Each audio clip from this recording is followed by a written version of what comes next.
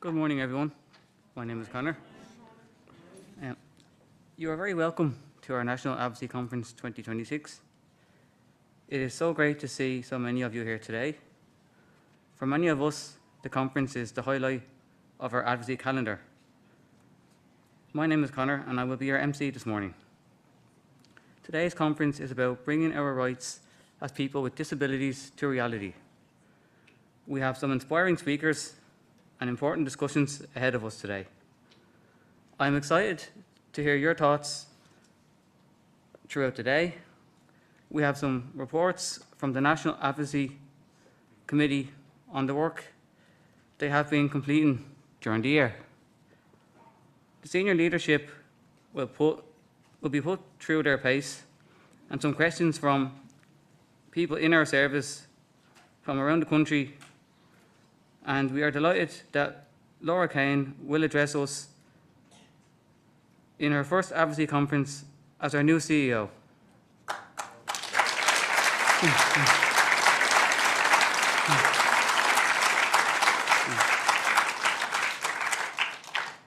It is now my great honour to introduce the person who will officially open our conference. We are so privileged today to welcome the President of Ireland, Catherine Connolly.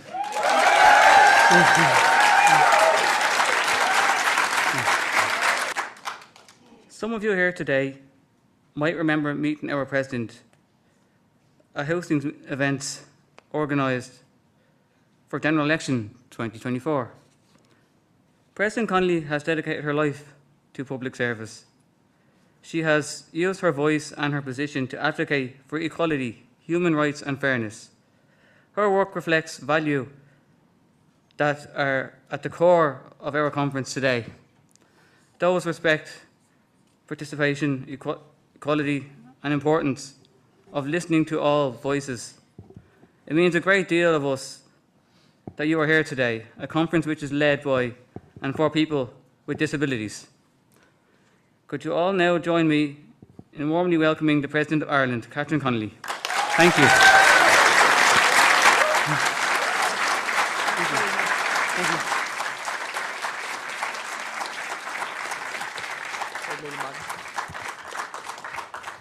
Díomh Córja agus míle buchas a socht an Olsha Chriúil a thug sibh dom inniu. Thank you very, very much for the warm welcome. And just before I start on my official words, just to say, I'm trying to think of a better way of putting it, but I was the victim of your advocacy at a number of different hustings over the years, and I can only say your advocacy has increased in intensity, purpose and effectiveness. So míle buchas a sin freisin. I am very pleased to be here today with you at Rehab's National Advocacy Conference. And I just want to thank Laura Kane, Rehab's newly appointed Chief Executive. I think you're 6 weeks in the job. You're a bit like myself, just a little longer. Thank you for the invitation to speak here today, and my thanks, of course, to Conor Brandon Byrne for his warm words of welcome, and I understand he's going to be emceeing the rest of the morning. Thank you very much. It is important to note, of course, that the conference is being live-streamed across the Rehab National Learning Network and the rehab centres throughout the country, and I want to offer a céad míle fáilte to everyone who's tuning in and listening at the moment. Is ócáid fíor hábhachtach seo a thugann deis díobh ar fad teacht le chéile. Bhuair riachtanas agus scéalta phléin a phlé agus teacht ar éideachtaí agus réití agsóí bhuair síl. Is ionóir bhuair dom a bheith anseo libh inniu a chuirde, agus tréaslím libhse a rinne sár iireacht bhuair meallach a dhéanamh anseo mar go dtigann sibh an gá pránach atá le bhuain glóra, a ardú le go glisfar bhuair scéalta, go digfar na haspaí agus an dua atá sibse ag stracailt lo lá I ndia lé. As an independent, voluntary rights-based organisation since 1949, incidentally the year that we declared ourselves a republic, which is an ongoing work in progress, I might add, Rehab has been supporting adults and children to rebuild their lives, initially, of course, starting with TB patients. And us of a certain age all have direct experience of that with our extended families and immediate families. Your role, of course, has evolved and greatly changed over the years. Your rehabilitation work, empowering those you support to live as independently as possible and to contribute fully to communities, and that remains vitally important. Over the decades, your sterling record in advocacy, based on meticulous, methodical research and advocacy and engagement, has become a cornerstone of your work.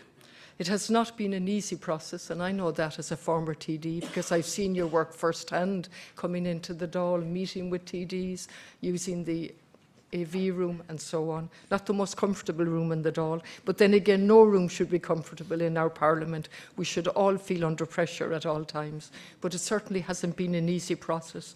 But your tireless efforts to engage with policymakers have certainly influenced government policy, and I've no doubt about that.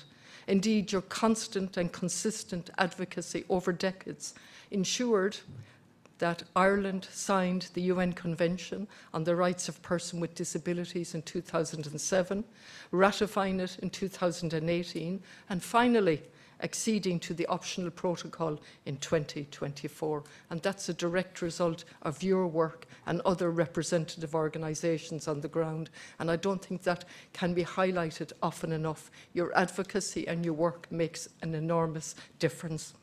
It is testimony to your work that we have come so far. We have moved to a rights-based approach, and that is very welcome.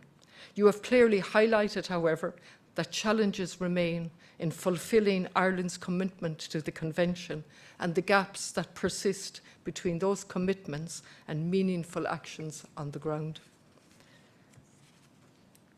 As you are well aware, for people with disabilities, many of the challenges are interconnected. Mar dhearn siad de Gaeilge, fitse, fuche le céile. These include high unemployment rates, limited financial independence, and of course, higher costs of living with a disability.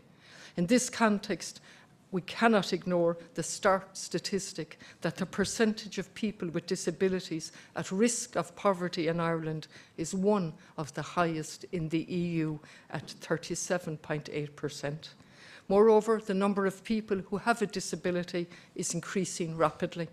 In Census 2022, 1.1 million people, 22% of the population, reported having a long-lasting condition or disability, compared to 643,000 in Census 2016.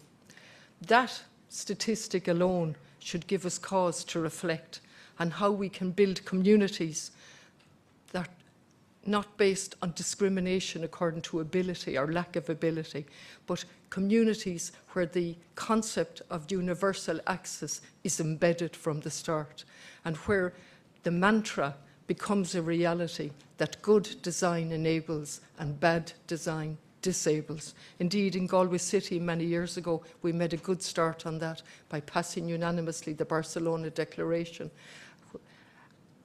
And we had great progress for a number of years. What has happened since then, I leave again up to the politicians to look at. This National Advocacy Conference is an act, in my opinion, it's an act of solidarity with the 12,800 individuals approximately who currently access your services, along with their families and loved ones. Tá sé thar bheith soléir go bhfuil an abhóideacht advocacy mar chuid ríthóbhachtach don tseirbhís a cuirtear ar fáil, díobse atá a úsáid. Tá sibh le feiceáil a chuirde, tá sibh le clisteáil, agus tá sé tábhachtach agus pránach aníis go néistí live. I want to commend and thank all of the staff and volunteers of Rehab for your work and for providing a platform to hear the voices of the people who use your services. But what buíochas ó crí a gháil live ríis as opt an cuara a vet live in you.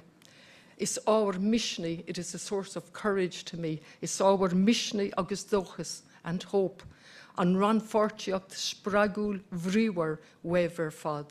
Guim gachra orv agus an grúpa Rehab lewar sihar ab cóideachta agus go nairi go gealliv inniu agus míle buchas don na daoine atá ag fágáil na hefic na role of the acu. So I think some people are finishing in their roles today, and there will be new people taking those roles. But I just want to thank you very much for your work as well. You've done a great job. Míle buíochas Steve Shigaler. Míle buíochas a Uachtaráin. Tá fáilte is fiche rót anseo inniu. We extend our heartfelt thanks to you for your kind and powerful words. And we're all truly grateful for you being here with all of us today and your continued promotion for the rights of people with disabilities. We thank you so much for acknowledging the work of the Rehab Group organisation, more than 75 years, and soon in the next couple of years to be celebrating 80 years in serving and supporting people with disabilities. Thank you so much for recognising the role of advocacy that we play, and particularly for being to support the voice of the people that we serve, people that are joining us here today and the people who are joining us from around the country through live stream. This is a powerful organisation, and we are here supporting that organisation in terms of promoting the rights of people with disability. And your message was felt heartfelt, and your support was felt heartfelt in that. So thank you.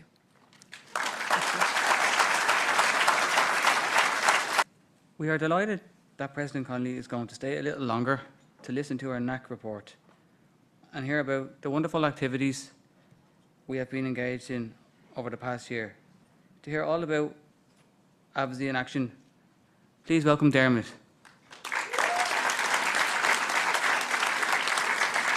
Thank you, Conor. My name is Dermot, and I'm a service user from Rehab Care in Shannon. It's my privilege to say that I have really enjoyed my 2 years being on the National Advocacy Committee. It was a boost I wasn't expecting. It was a great privilege, and I owe my heart. I offer my heartfelt, warm welcome to the people who had the trust in me to put me up for 2 years. So sorry, I have to step down, but I'll still be. I said that I'll make it all in my power that I'll still be a voice for an advocate and a voice for people with disabilities. So I'm going to read out my. Thank you, Conor. Good morning, everyone. Great to see such a great crowd here today. As Conor has said, my name is Dermot, and I am a member of the National Advocacy Committee. Today, I'm very proud to speak to you about the work of the National Advocacy Committee over the past year. We have been busy. This year has been all action. We have used our year to learn, to listen and to represent the people who use our services in all parts of the country. I will take you through some of the highlights of our year. One of the most recent highlights perhaps was our visit to the Europe experience in Dublin. It was an opportunity to understand how European democracy works and how decisions are made at a European level. During the workshop, we learned about how the EU works, how laws are made, and how to influence decision making. It made much more accessible and impressed on us the importance of participation. We continue to build on our relationship with the senior leadership team and board this year. These meetings continue to hold much importance for our committee. They give us the chance to discuss our work. They are conversations and opportunities to exchange ideas. One of the most exciting developments this year has been the involvement of people who use our services in recruiting new staff. This is real inclusion in action. We now have over 30 people across 4 different counties who have been trained and are currently piloting their participation in staff interviews. The people who use our services are the experts in their own lives. They know what good support looks like. They know what respect feels like. In participating in the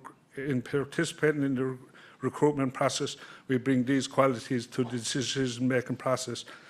This year, our focus as a committee was on how to move forward. For us, advocacy was not just about raising issues, it was about building the skills needed to lead that change. While I think what we have achieved this year, I look forward to seeing what's next for our National Advocacy Committee. Thanks very much for listening to me.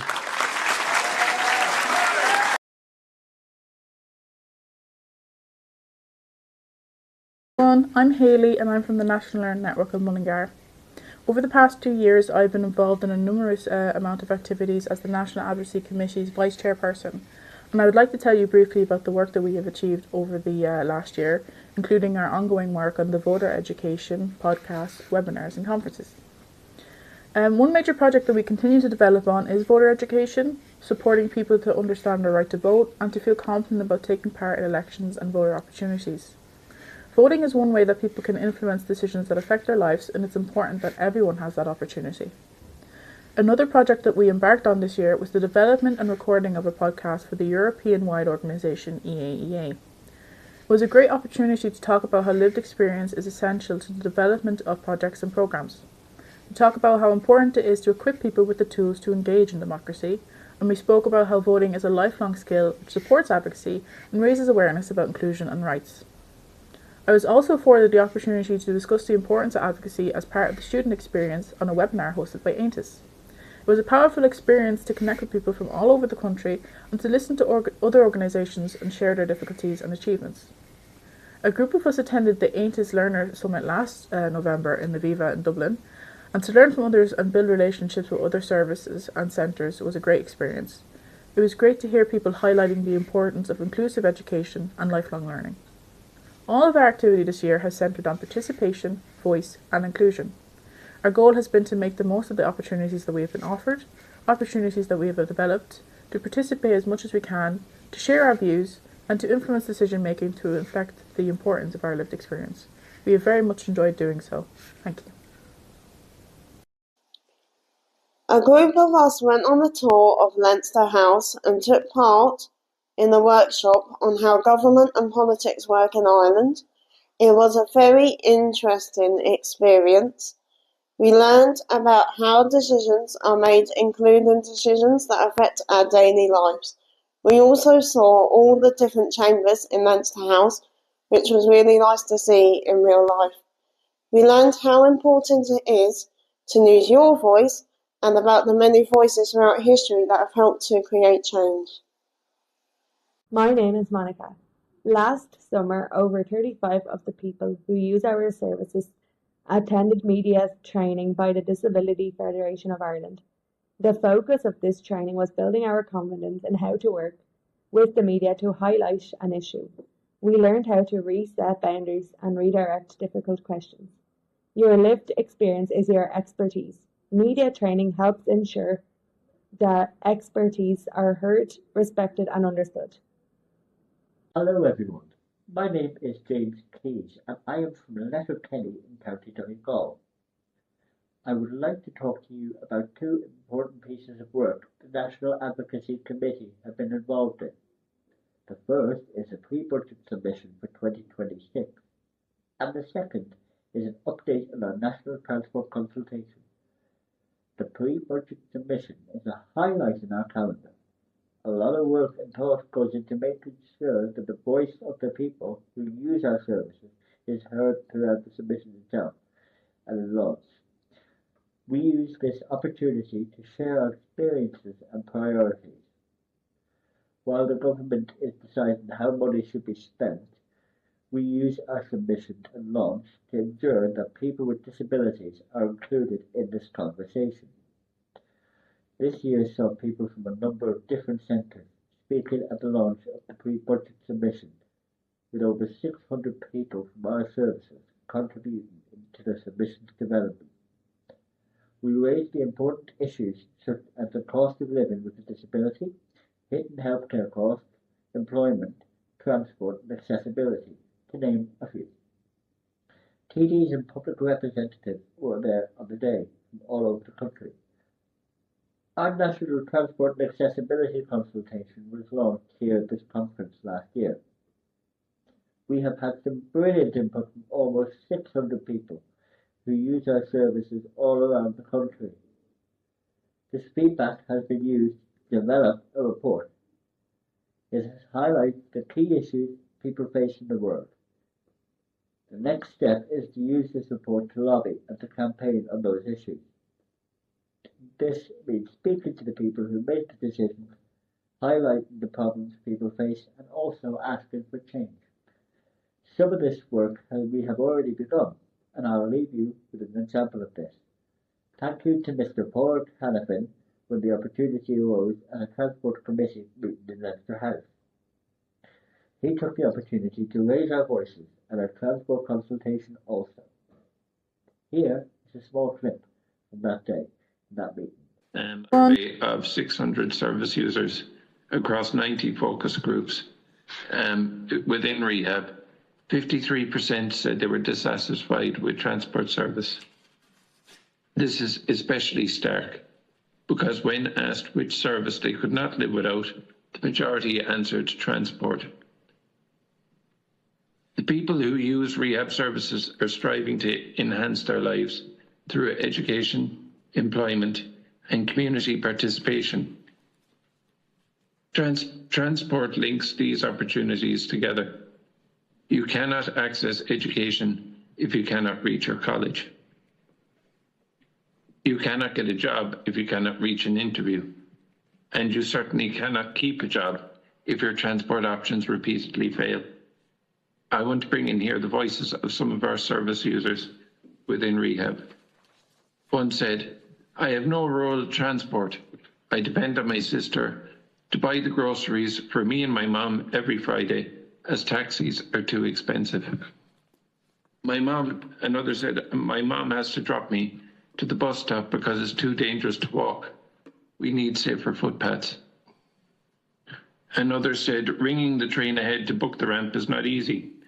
You really have to plan in advance and you can't just decide to go." And another said, "There is only one wheelchair accessible taxi in Castlebar and it only operates Tuesday to Saturday. There are no options the other 2 days of the week." Disabled people are disabled by the inaccessibility of the world around us. To create equal access, we need more accessible buses, especially in rural areas that can accommodate more than one wheelchair user. We need to upgrade and maintain infrastructure, ramps, lifts, stations, and ensure mandatory disability awareness training for drivers. Travel vouchers or taxi subsidies for people on disability payments or low incomes to ensure transport is affordable when public transport is not an option. We need representation of disabled service users on local transport committees and regular user surveys and continuous updates to services based on lived experiences. Transport is not a luxury. It is the foundation for independence, dignity, and equal participation in society. I'm delighted to introduce you to our new CEO, Laura Kane. We're looking forward to hearing about Laura's plans and vision for the future of the organisation. Thank you, Laura. Thank you. Good morning, everyone. Welcome to our National Advocacy Conference. Whether you're here in person or joining us online, I'm Laura Keane and I'm the new CEO of Rehab Group. I'm truly honoured to be part of this 12th Advocacy Conference.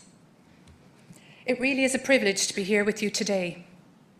When you walk into a room like this, you can sense right away that people are here aren't just talking about change, you are living it. Everyone present here today is at the heart of Rehab's mission, especially those who use our services and attend our colleges. Thank you again to President Catherine Connolly for her inspiring words. It was a huge honour to have her with us today. A little about me. I started my career as an occupational therapist, and that experience still shapes how I see the world today. I've spent more than 35 years working in health and social care, both in Ireland and the UK.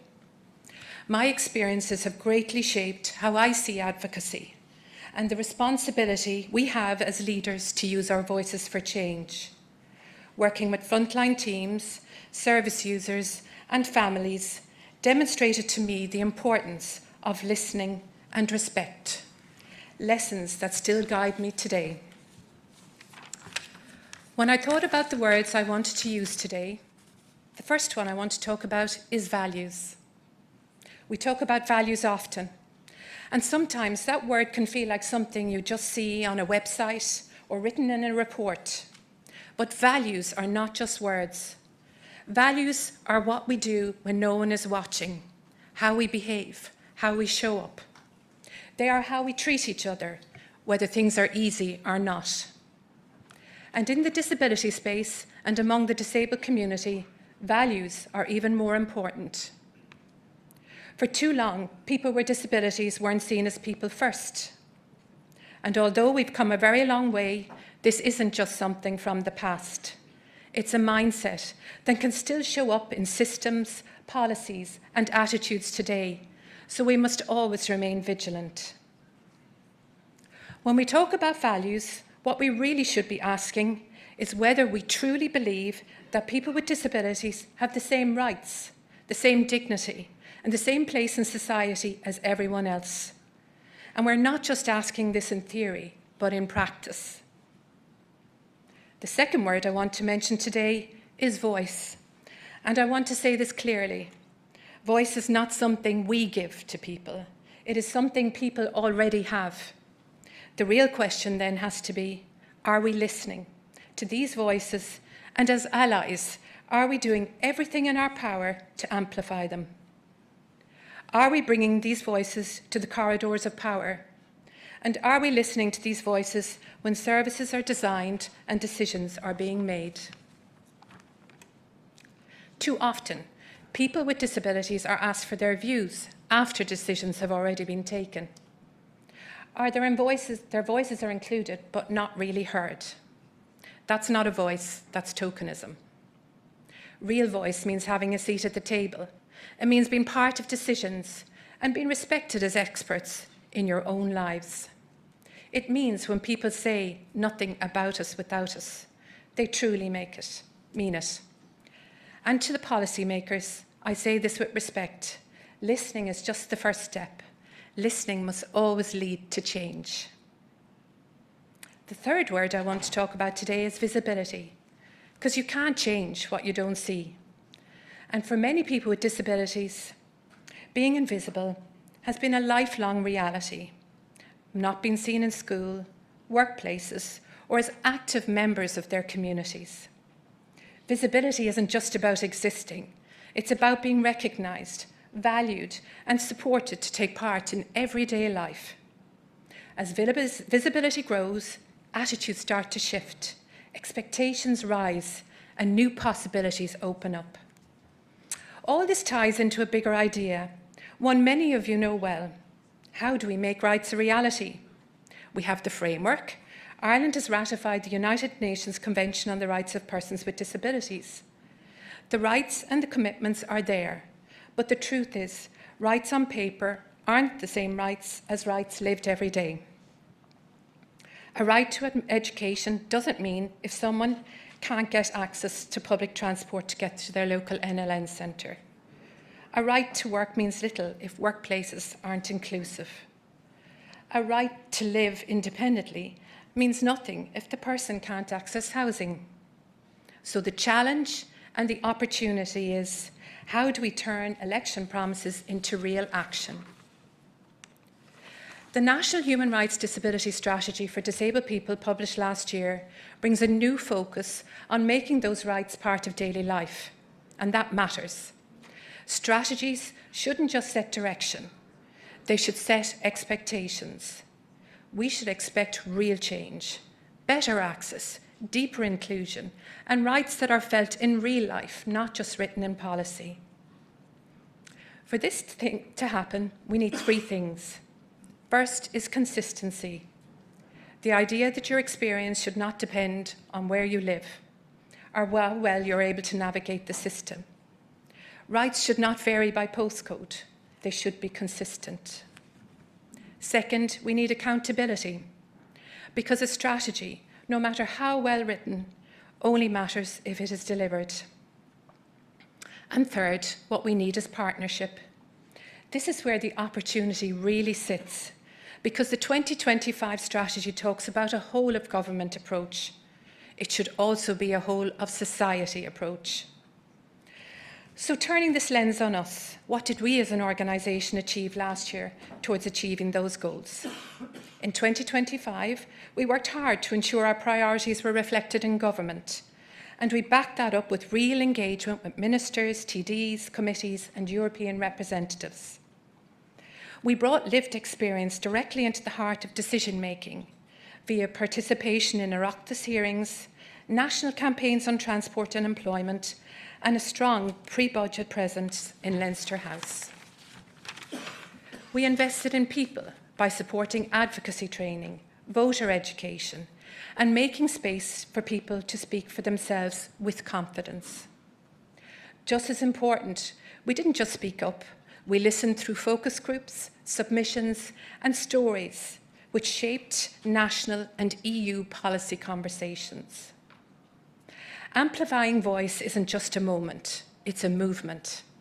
I'm delighted to see the panel session on From Rights to Reality this afternoon, and that will get to the heart of what matters most to the disabled community: independent living, employment, healthcare, and the real cost of disability under Ireland's new national strategy. Just as importantly, it brings together the voices we need at the same table: policy, research, lived experience, and frontline insight.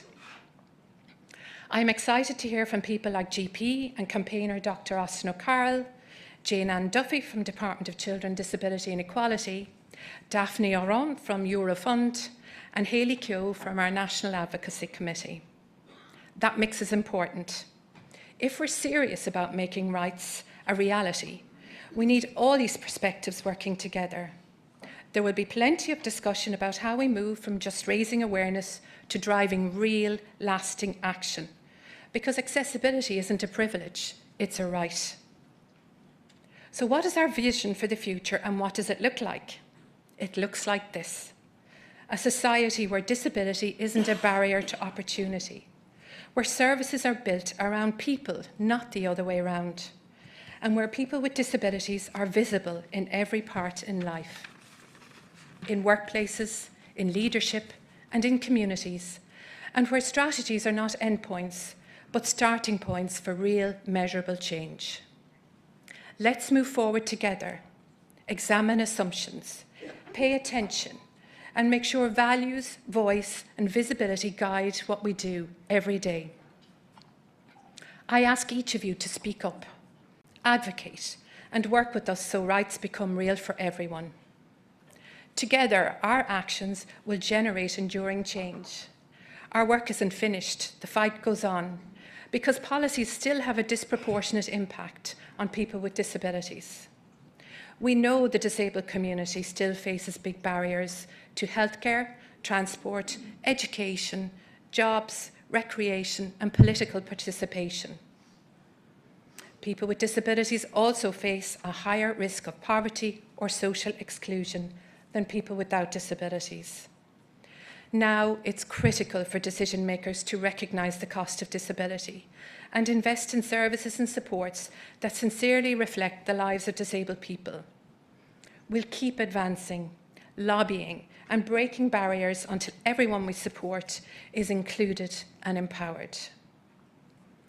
I feel very honoured to have been appointed as CEO of the Rehab Group. And as CEO, one of my jobs is to lead the organisation. However, my most important role is to serve and support all of you. And I invite you to hold me and our organisation accountable as we put your needs and experiences at the centre of our work. I invite you to share your stories, campaign for change, and work with us to make empowerment real for everyone we support. I want to thank each of you for your passion, perseverance, and devotion to advocacy. Your participation makes progress possible, and I'm truly honoured to stand with you in this mission for equity and inclusion. Once again, I want to applaud the incredible energy, determination, and spirit of everyone involved. Your impact is clear, and together we are building a better, more accessible society for everyone. Finally, I want to congratulate our newly committed members of the committee, and I want to thank everyone who put themselves forward for this year's election, which we'll announce shortly. The positions on the NAC were very hotly contested, and I hope that the candidates who were not successful on this occasion will continue to engage through their local advocacy committee. We have a great opportunity to make real change, and I look forward to working with you on the road ahead. You are all true champions of advocacy in action, and the recommendations from this conference can create real and permanent impact. Thank you very much. So I'm delighted to announce the results of the elections to the National Advocacy Committee. Firstly, I would like to thank all the outgoing members of the committee for their services, and for those, could we ask you to stay behind in the conference hall for a few minutes extra at 12:30 so we can present to you your certificates. We had 20 places on the committee this year, and I would like to thank everyone who went forward for election. And I understand, again, that they were so hotly contested and so many wonderful candidates put themselves forward. So the successful candidates were, from Rehab Care, Kerry Rawson, Leitrim Tushnua, John McMahon, Sligo Bridge Project, Neil Mulhern, Castlebar Resource Centre, Noah Linsky, Galway Rise, Johnny McInerney, Thurles Resource Centre, Mick Roach, Kilkenny Resource Centre, Ben Nugent, Waterford Hub, David Stewart from Wexford, Angela Cleary, Cavan, and Francis Durkin, Athlone. The Rehab Care representatives. And now the National Learning Network representatives, Adam Ryan, Limerick NLN, Jack Cannon, Tralee, Muireann Hoare, Wexford, Sophie MacDonald, Athy, Anna Coulston, College East Dublin, Rachel McNally, Dundalk, Gemma White, Athlone, Holly Brown, Mullingar, Jack Fox, Sligo, and Aisha Saeed, Castlebar.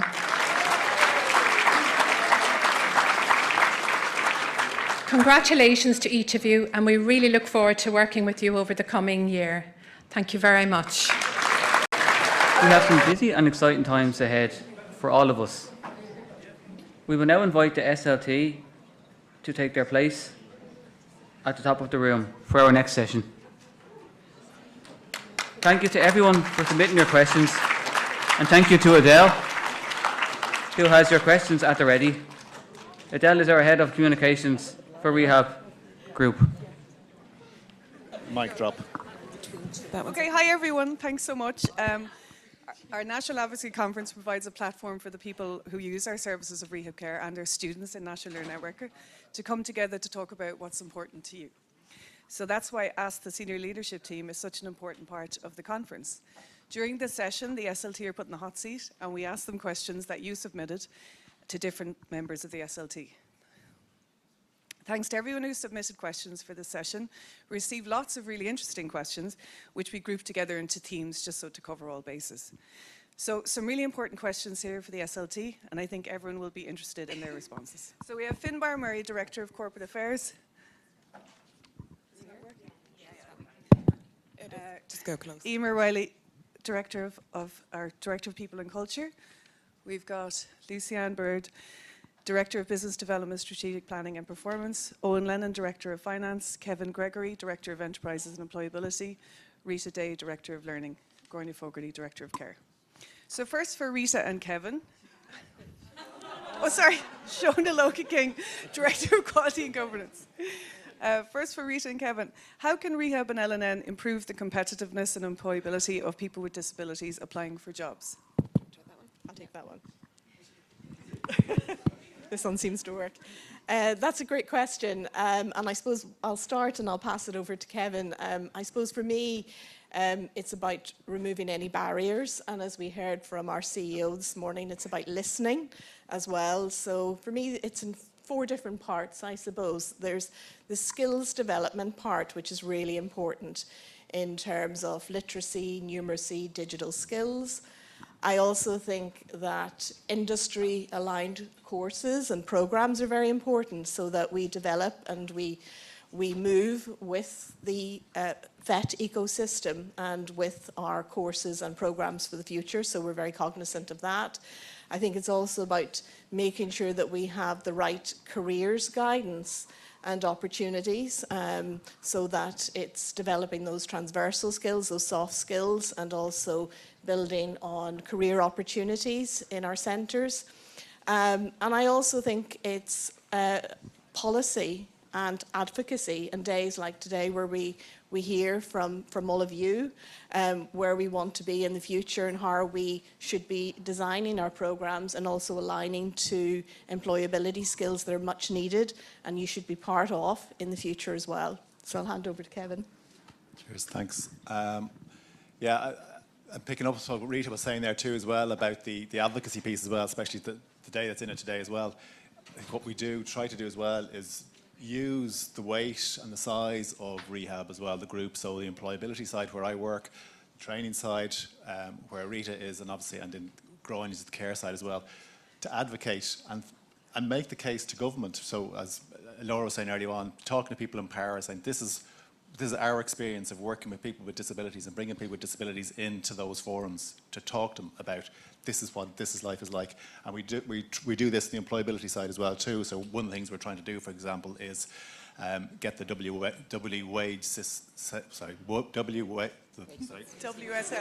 Thank you. The wage subsidy scheme. Thank you, colleagues. Try and get that increase as well. So for people, so we're trying there. So that basically makes it more cheaper for employers, but it basically means you're more competitive in the workspace as a result.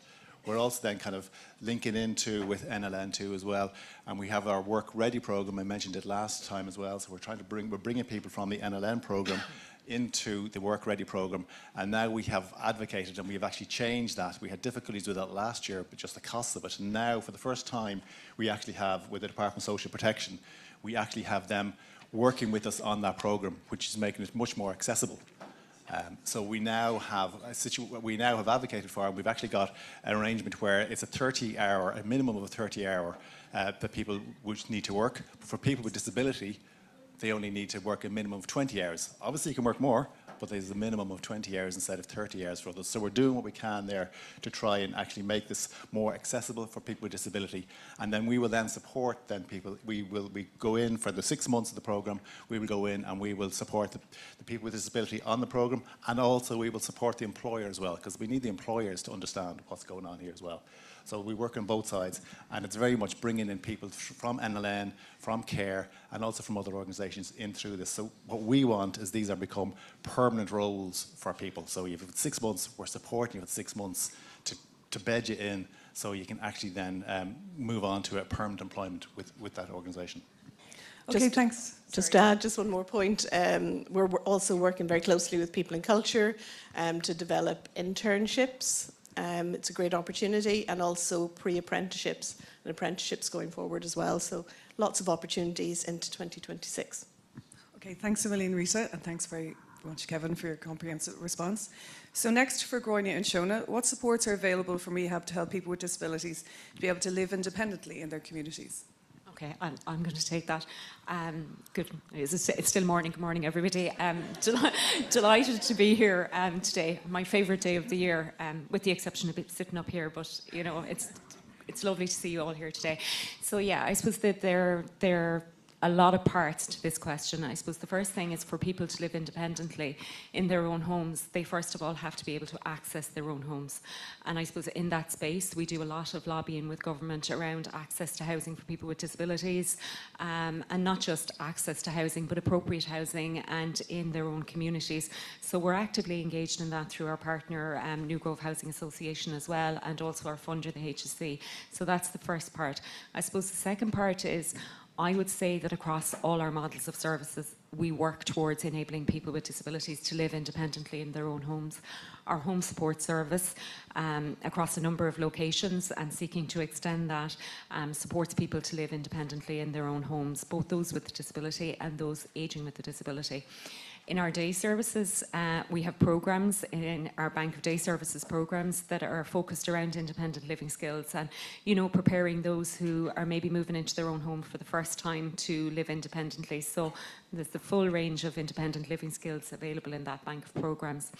I suppose within our current residential provision, we very much have a, you know, we don't sit still, you know, we always seek to improve people's lives. So where people may start out in a community house, but they may have aspirations to live in their own apartment, we will work, you know, diligently and consistently with all of the relevant parties to ensure that individuals have the opportunity to move on to a model which they want, and to enable them to live in kind of homes and communities of their choosing. So I would say that we do a lot, but there is also a lot more to do. And, you know, it has been part of our previous strategy, and I'm sure once the new strategy is developed, you will see, you know, our commitment to that moving forward also. Thanks, Courtney. Shona, did you want to add anything? Okay, great. I think for Lucy-Anne next, now that we have a new CEO in Laura, will there be a new plan for rehab, and what will that mean for people who use our services in our colleges? Thank you, Edel.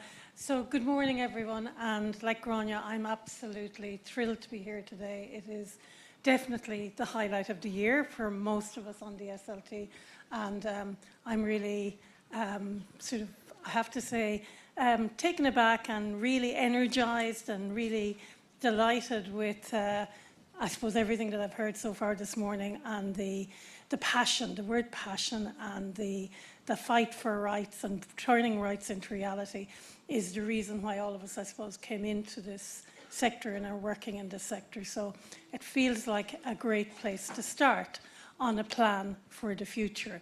So maybe before I talk about that, just to say we are in our last year of the current plan at the moment. So the end of 26 we'll see the end of our current plan or strategy.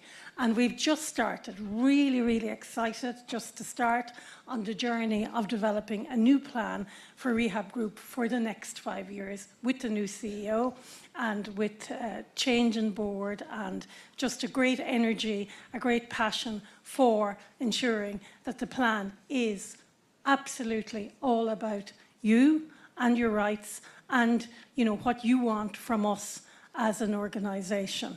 So we are just starting out on that journey.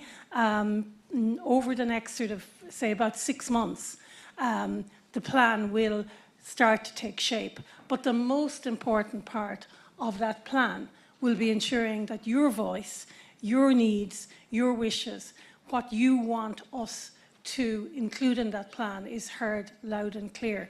So we will be starting meetings around the country led and enabled by the advocacy team with students, with service users, with families, with funders, and then we will also be reaching out to sort of people on the political side to make sure that they're also having an input into how we think and how we frame the next strategy. But Laura, our new CEO, has already made it absolutely clear that the central point of the strategy is going to be all of you. So I hope that answers your question. And we're really excited as an SLT to put that plan together, to discuss it with you and to have it endorsed by you before we adopt it, hopefully by the end of the year. Great, thanks, Lucy-Anne.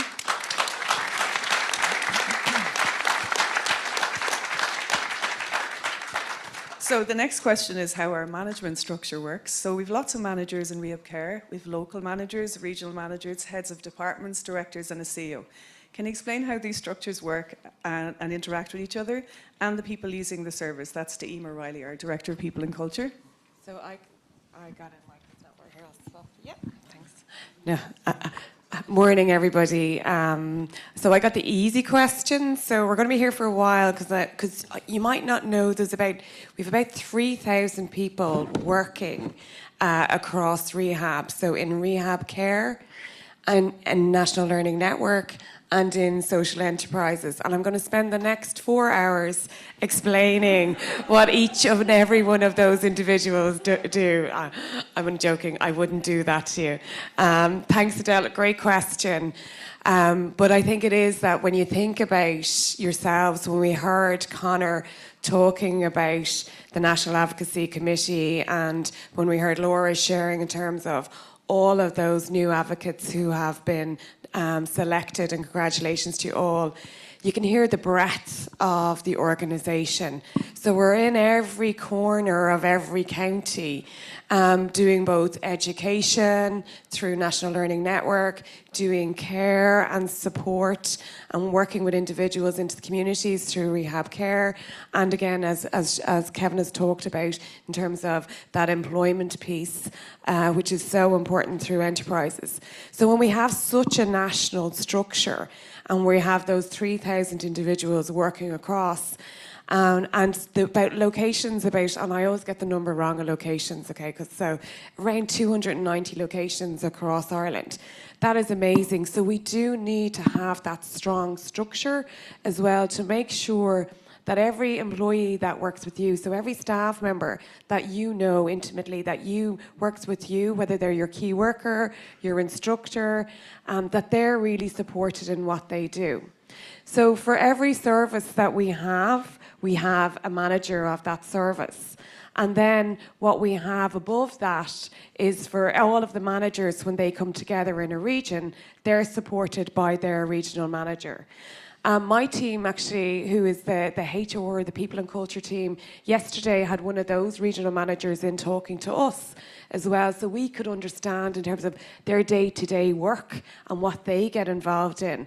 So if you do see any of your regional managers around and on your services, do ask them, because it's really interesting, the kind of challenges that they have every single day.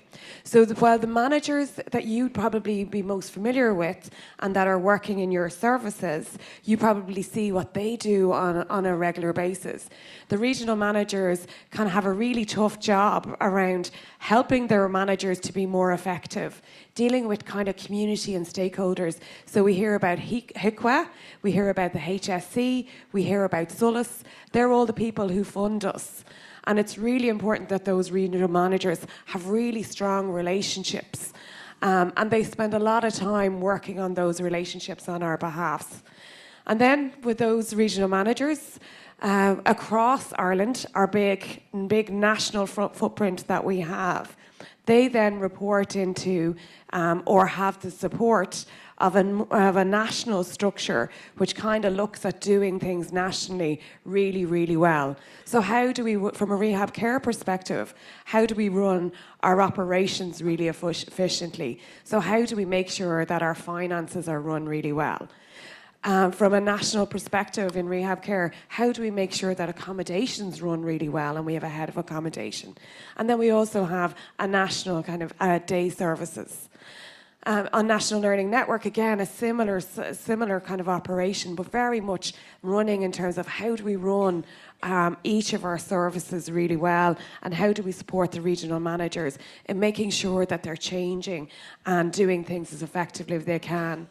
And then ultimately you have us, all of us who are sitting here. We have, beside me, I have the Director of National Learning Network, who's ultimately responsible for making sure that everything in National Learning Network runs effectively, runs really well, and that we're continuing to change to make sure we're meeting the needs of learners. Same with rehab care and Gráinne down there. And she's ultimately responsible for making sure that all of her team are supported. And for the rest of us on SLT, we're kind of going, we're bringing our expertise to each of those. So from my perspective, it's expertise in people. I've got Owen in terms of expertise in finance. And again, all of us, so together, the strength of us is working together. And the strength of us bringing our expertise to making sure that all the services are supported in the way that they need to be supported. Hope that helps. That's great. Thanks a million, Emer. So we're back again to Rita, our Director of Learning. Would LNN consider running courses in the social care sector to provide people with a stepping stone into employment or continued study in the social care sector? Well, that's an easy question. The answer is yes. So it's a nice, quick, easy answer for that one. We're always open to listening to all of you about what courses, what interests you, what's next in terms of career development and employability. So absolutely. We have a program, the EBT program, which obviously has that work experience as well. And I know a lot of students in NLN are working in the care sector who would like to work in the care sector. We've just also started a level 5 in healthcare on the National Framework of Qualifications. And we're also looking at a number of different programs in the health and social services and social care sectors.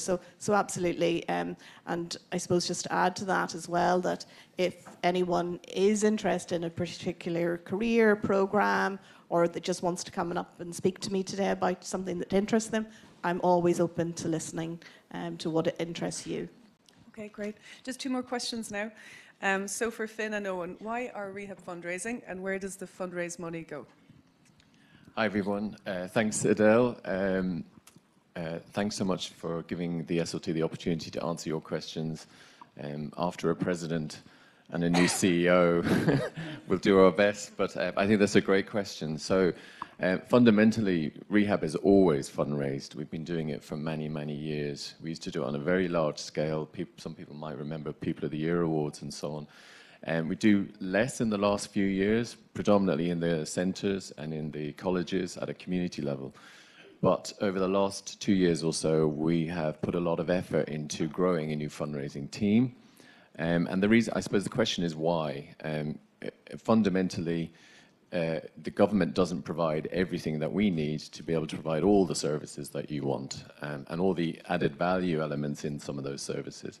So to give you an example, last summer, well, about September, we opened a new college in Dublin College East. I'm glad to see there was a member elected to the advocacy conference, advocacy committee from College East, which is great. But put it simply, that wouldn't have happened without fundraising. So we have a partner called the Care Trust, and they fundraise on our behalf, but we did a lot of direct fundraising as well. There's a new sensory garden going in there, that's through fundraising money.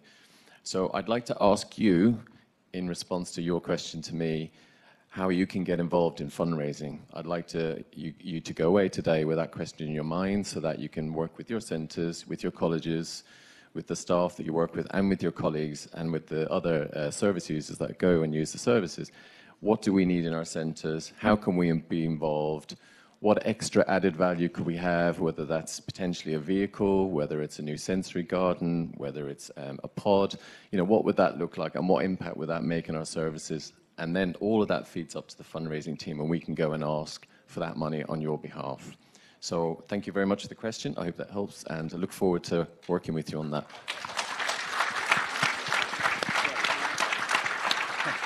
So we just Sorry, I took all his thunder. Sorry.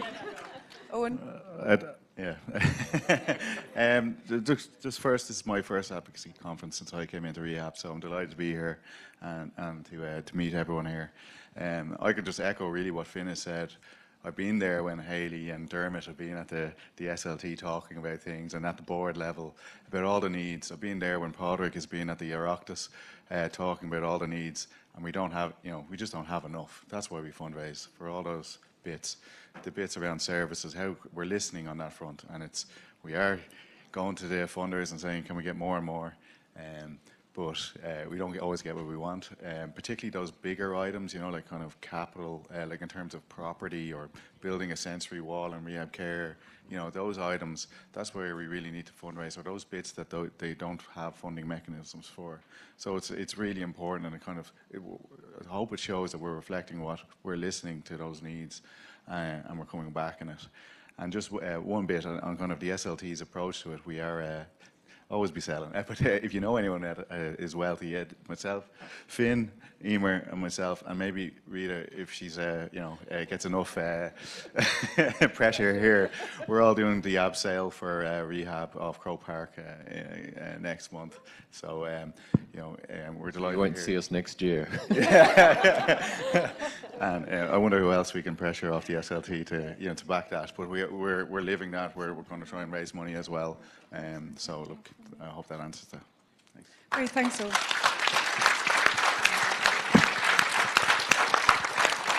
So we just have one final question for Gráinne. What's Rehab doing to support people as they age and as their needs change? That's working, okay. Firstly, just like everybody, to echo how wonderful it is to be here today. And it is struck me earlier, we talked a lot about the power of voice. And it's not too many organisations that have the president to come in and listen and start their conference. So I think that's a really, really powerful piece of feedback for everybody in the room.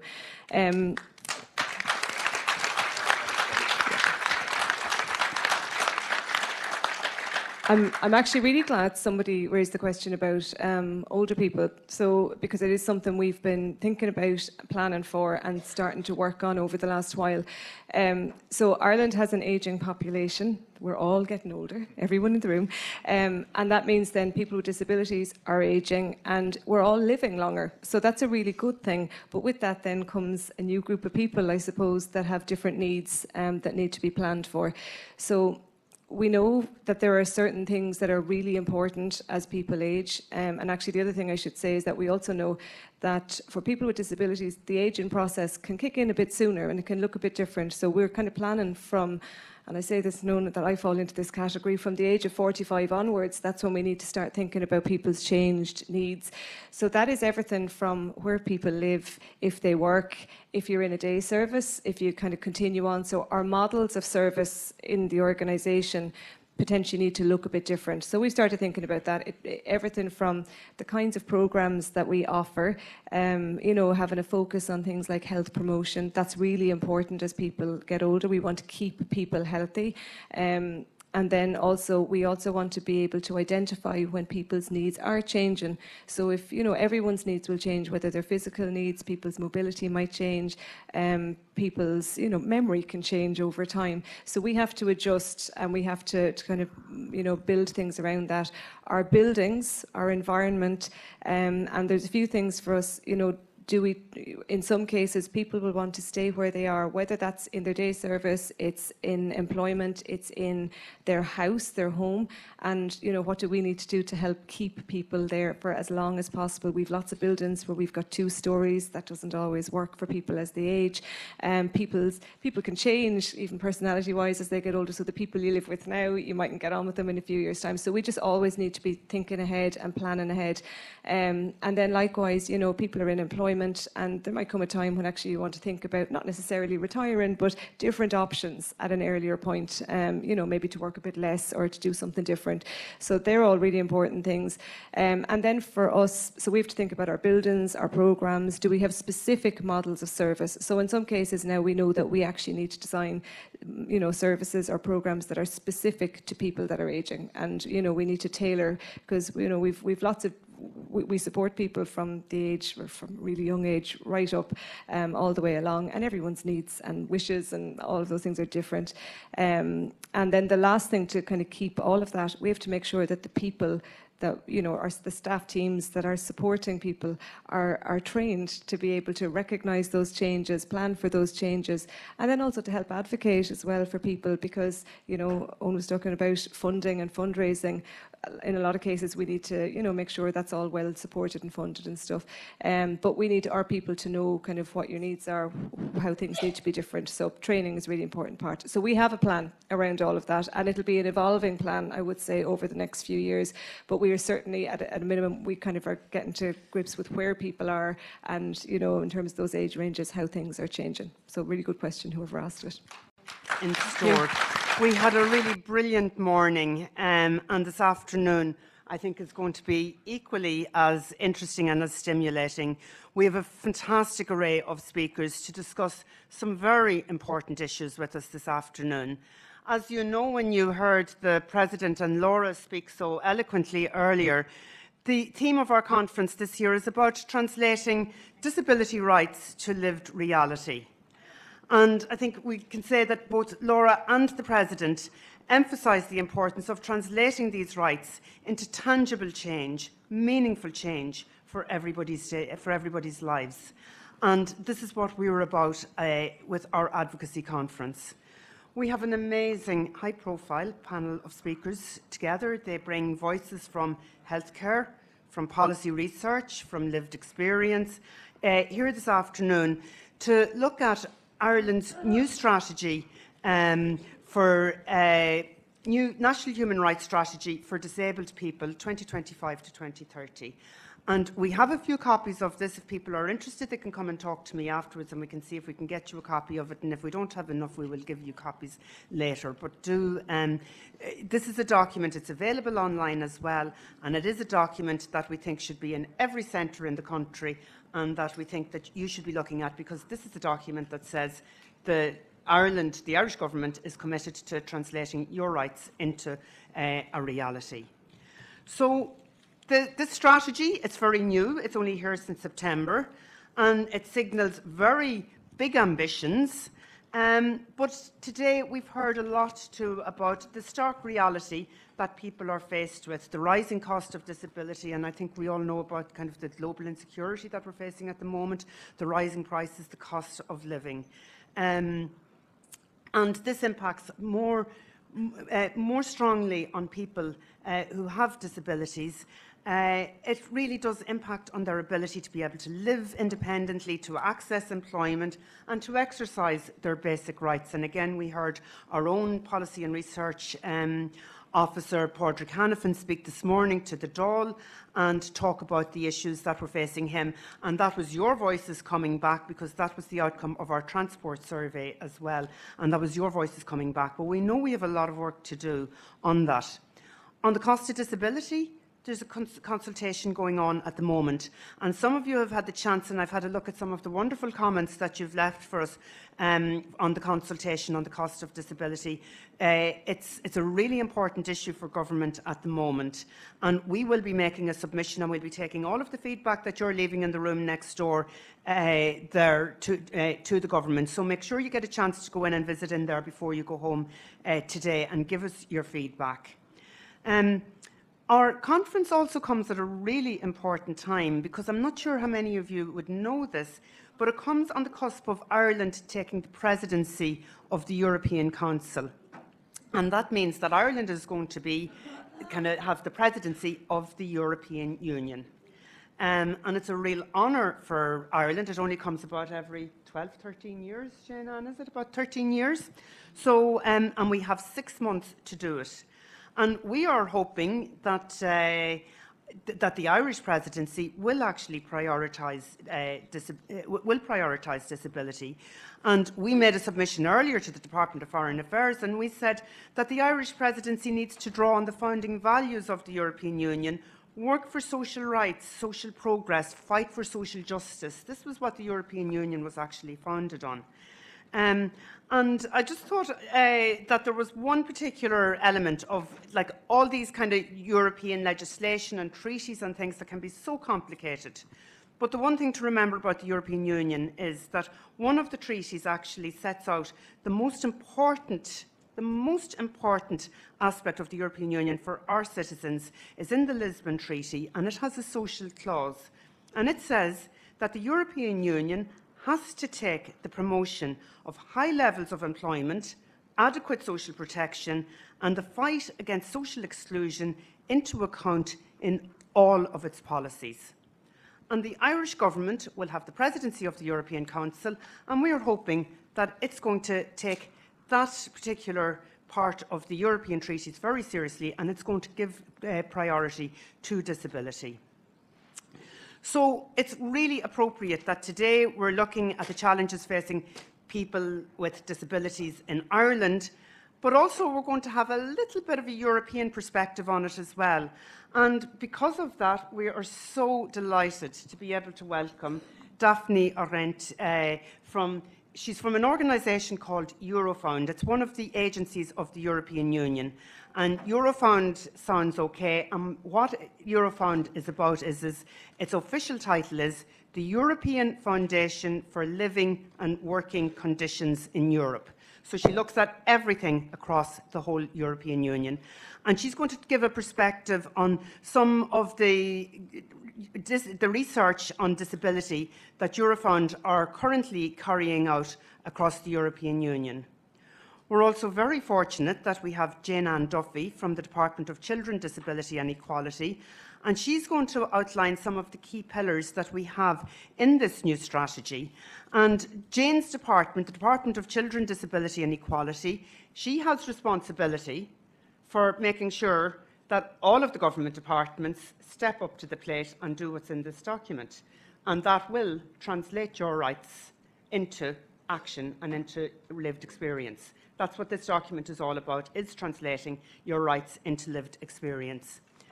We also have Austin O'Carroll with us, and Austin is here. He's just a little bit busy at the moment, but he will be joining us in a moment. And Austin is he's a GP, he's a doctor, and he's a disability rights campaigner. He's somebody who's worked in Dublin's North Inner City. He deals with people who are dealing with severe disadvantage, but he also deals with a lot of people who have disabilities, and I think he witnesses at first hand the challenges, and particularly around the health challenges that people with disabilities face. And Austin, as being somebody with a disability, knows and understands this himself. And he's not here at the moment, but he's also has represented Ireland in the Paralympics, so he's an all-rounder. And then we have Hayley Keogh with us as well, and Hayley is no stranger to, I think, all of you in this room. Hayley is a student in LN in Mullingar, and she has been Vice Chair of our National Advocacy Committee for the last 2 years, and she has been an absolutely amazing representative and ambassador for Rehab, for National Learning Network, and for people with disabilities. She's a remarkable disability campaigner, and she has done so much work in this area, and we've been very privileged. Hayley has participated in voter education, she's participated in podcasts, she's been out in Brussels campaigning on employment. You saw some of her work this morning from the NAC report, so she's done absolutely amazing work. So we have so many wonderful people here this afternoon. So we're going to let everybody make an introductory statement, and then for like around 5 minutes or so. And then after they've given their introductory statement, we have some questions that you posed, and you posed some really interesting and challenging questions. Thank you very much. We, like the SLT questions, we grouped them all together, put them into themes, and then we're going to discuss some of these issues with the panel and see how can we do what we're talking about, translate disability rights to lived reality. So it's now my very great honour to invite Daphne Arendt, I hope I'm pronouncing your name correctly, Daphne, to invite Daphne to take the podium. She's got a short presentation that she's going to talk us through, and I think to see what's happening across the whole of the European Union, not just in Ireland, and I think you're going to be very interested in what she has to say. Thank you, Daphne.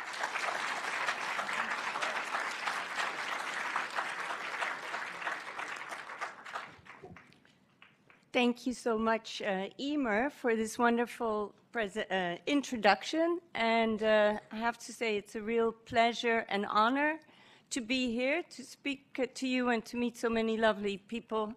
I understood that it's also being broadcasted, so there's many people also across the country that are able to follow what we're discussing. So, as Emer said, I work at Eurofound, an EU agency that's based in Loughlinstown, South Dublin. And what we try to do is we try to provide knowledge and evidence that helps to improve policies for people across Europe in living conditions and in working conditions. So, I wanted to give you a short presentation that will set the scene for the discussion that we will have together. And I'll do that by showing you some figures that highlight the situation of persons with disabilities. And my slide is already there. So I'm going to start by showing you this slide, and this slide is the disability employment gap. So what it shows is actually the difference between people with disabilities that are in employment and people without disabilities that are in employment. And as you can see, there's a large gap. So it means that people without disabilities are more likely to be in employment than people without disabilities. And the important thing that we can see on this particular slide is that that gap remains. So it's a gap that isn't shrinking. So for the past period, I'm showing you data since 2016, it's remained above 20 percentage points, and it currently actually stands for the EU as a whole at 24 percentage points. So that's a lot, and it tells us something about what's going on. At the same time, you see above the red line, you see the situation for Ireland. So the situation for Ireland is actually even worse than it is for the EU as an average. So what you can see is that in Ireland, at the moment, the gap is 38 percentage points. There's a little bit of good news because it has gone down since 2016. You can see that there's actually been a drop of 8.3 percentage points. But if we then look at all the European Union countries, you can see that Ireland is actually one of the countries that has a very high disability employment gap. So it ranks among the 4 highest countries in that sense. Now, I wish I could stand here and explain to you why that's the case, but there are really many reasons that explain these differences between countries. It has to do with the labor market structure to begin with. It has to do with the way the welfare state is organized. It has to do with the types of policies that are in place, and it even has to do with the way disability is measured. And it's also important to remember that it's a relative indicator. So if you see that it changes over time, it's not only because there have been improvements or deteriorations in the rate of people with disabilities in employment, but there can also be changes in the rate of people without disabilities. So for instance, during COVID, you saw that the gap decreased, and that was because there was less employment in general.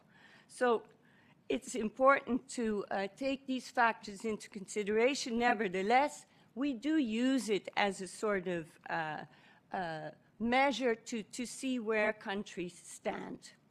Anyways, enough about these figures. I wanted to show you what it means to live with a disability in Europe. And what we do at Eurofound, we study the social and economic situation through a survey that's called our annual Living and Working in Europe e-survey.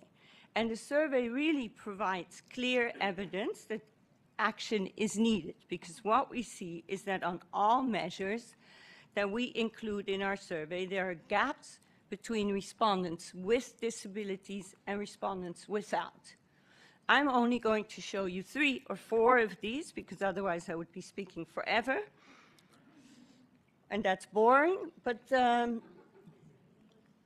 let's start with a very important indicator, difficulties making ends meet. This is really a subjective measure of how much money people have to spend, how much money a household has to spend to get by.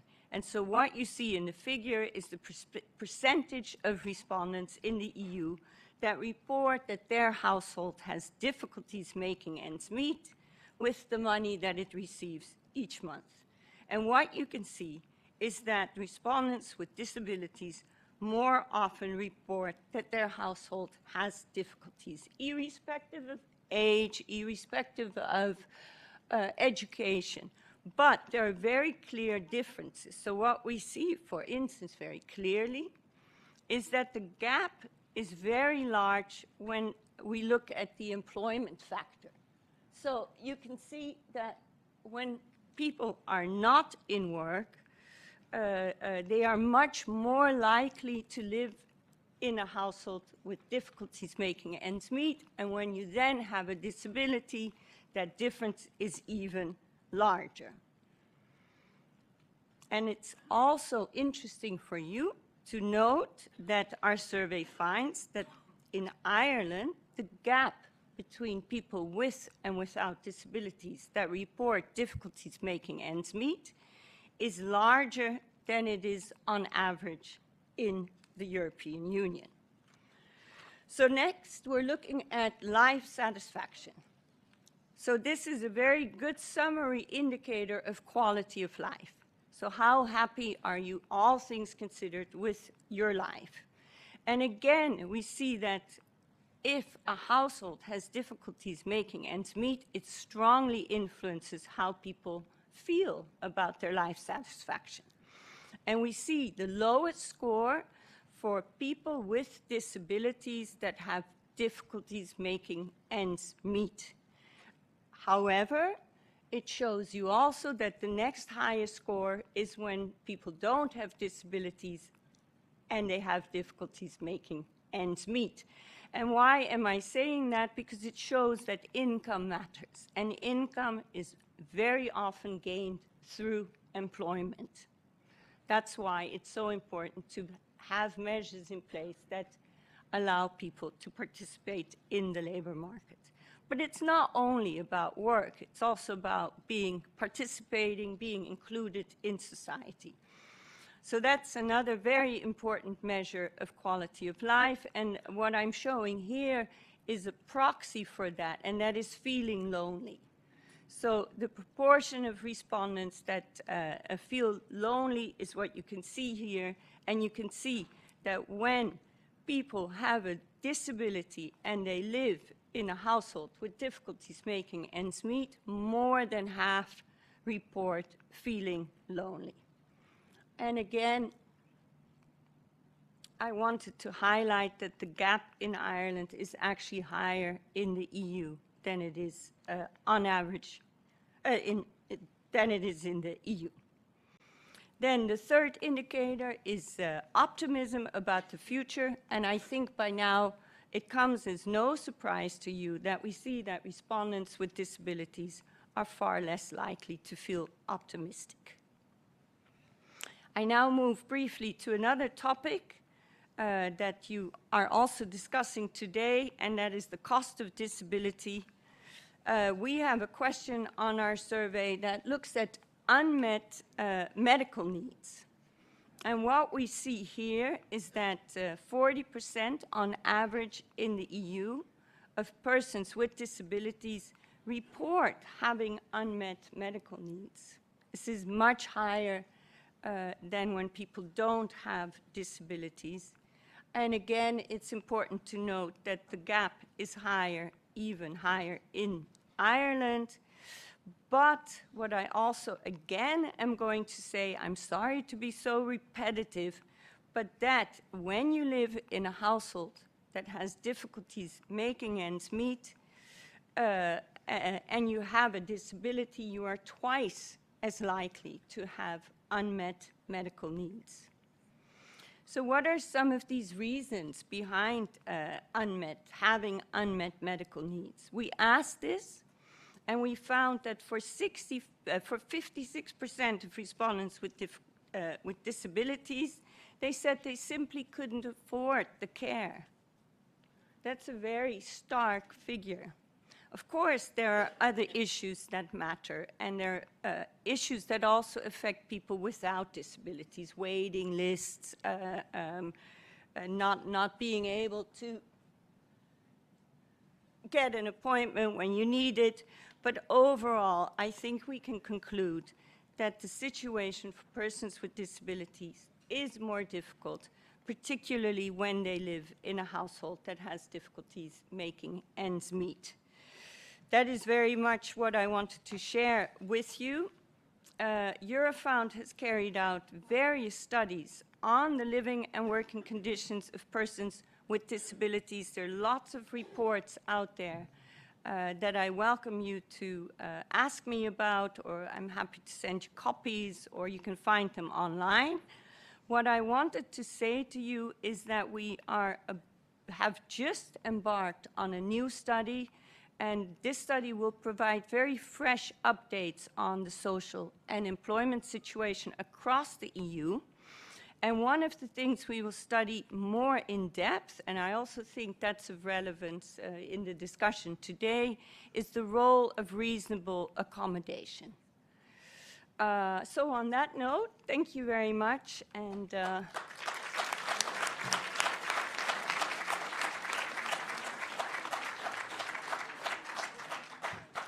Thank you, Daphne, for that really fascinating presentation. I think it was really good, and everybody was really interested to hear it. So it's now my pleasure to invite Jane Ann from the Department of Children, Disability and Equality to come and to talk to us and to tell us about Ireland's plans for implementing this wonderful new strategy.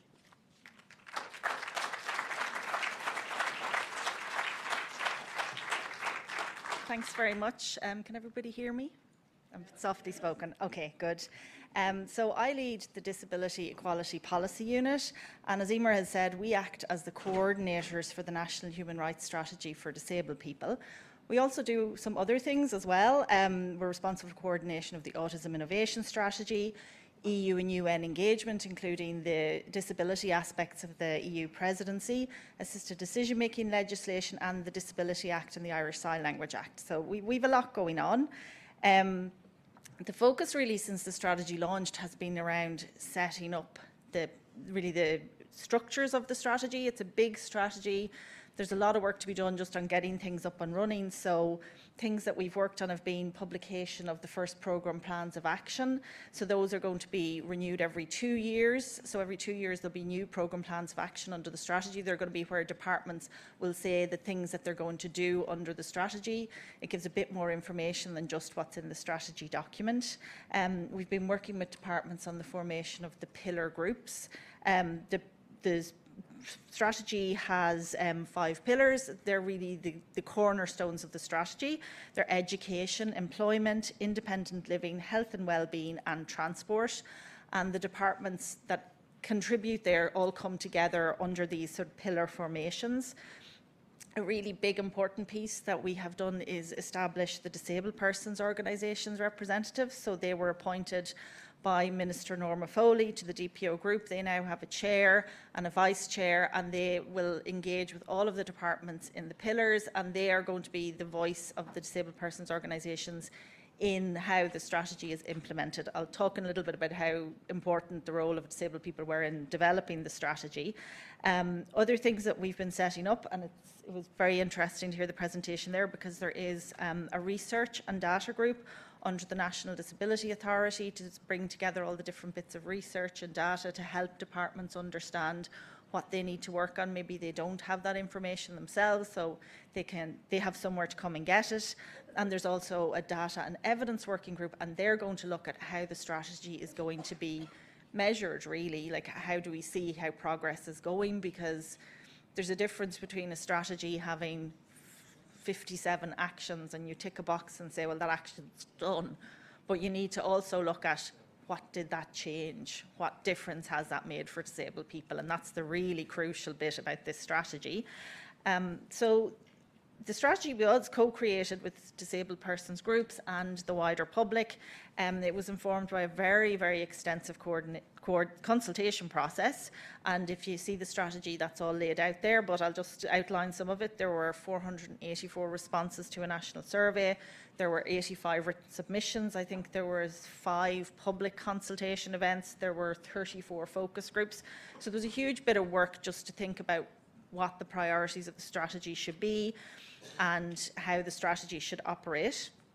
And the design of the strategy was very, very conscious of some of the issues that have come up with other government strategies. I'm sure you hear about all the different types of strategies, and there are shortcomings there, I'll admit it. So one of the things was that they don't really allow for new actions to be added, and that's a real shortcoming, because if you have a strategy over 5 years, new things come up and maybe new ideas come out there. So these programme plans of action give an opportunity to put something new in or to take a different route if it seems like that would be the best way to do it. The oversight of the strategy is really huge, I think, with this strategy. Unlike a lot of government strategies, this one is actually overseen by a cabinet committee. So that is a group of ministers who have interest in our actions around disability. And then every 6 months, there is a delivery and monitoring committee, which is chaired by the Taoiseach. That's a really high level of oversight. So that means that the Taoiseach actually looks at what's happening under the strategy and takes a really big interest. So government ministers have to tell the Taoiseach how progress is going, and I think that's a really big difference with this strategy and other strategies. But co-creation really was the basis for this strategy. It's how it was built. And I think for that reason, it's very important that you don't just hear from me, the official. When the strategy was launched, we ran a campaign to raise awareness among disabled and non-disabled people about the strategy and about how important it was, and human rights for disabled people. So the participants in that campaign came from the disabled persons organisations community. And while we had them on set, we took the opportunity to hear from them about what the strategy meant to them. And I would like to play that video for you now, because I think it says much better than I do the importance of this strategy.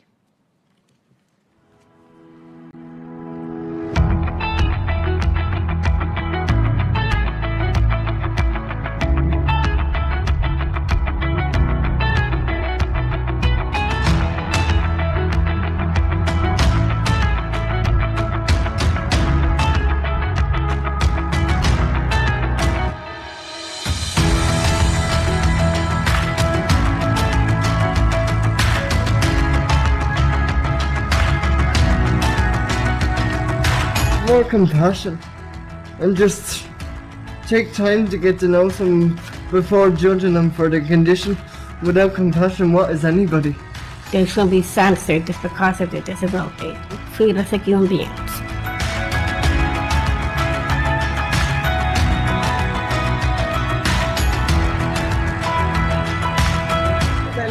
Celebrity. Yeah. Disabled people to have enough access for them to go to get a job. Going to college for disability people is very good as well, and working out is very good for you. You don't have to ask your dad for money. Some things you go to read the doctor's letter, half the time you can't read. Easy to read versions for people that can understand plain English.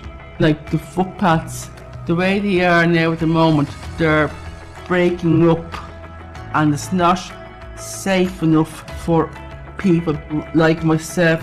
Every bus should be able to take a wheelchair, not just every third or fourth bus. It is difficult for some with disabilities because all they see is easily to be judged by the facial features. So they've been underestimated a lot. That's why I say don't judge a book by its cover. Great, nice to meet you. Cup of tea, pot of tea for two.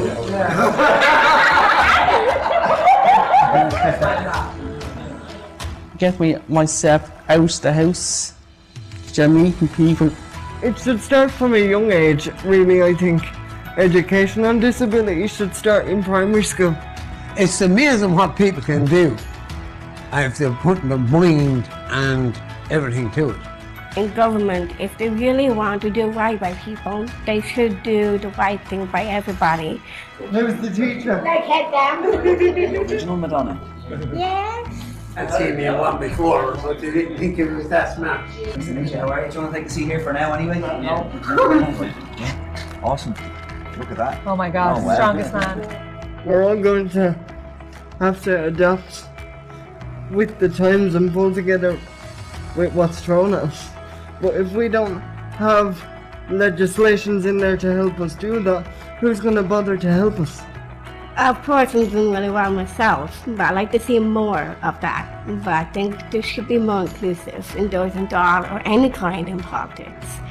Do everything right for them. Show them the ropes. More independent living, where you could go to your doctor, go to your bank, go and do, and do your own shopping and all that. There's a lot of things out there that can be changed. We can listen to us instead of playing with what we need. For me, the dream would be a place where everybody could use their facilities. Nobody was judged on their conditions, only the content of their character. There's invisible barriers because people are afraid to get to know the unknown. We're equal, we're people, like everyone else is. Everything. It means everything. It means the world.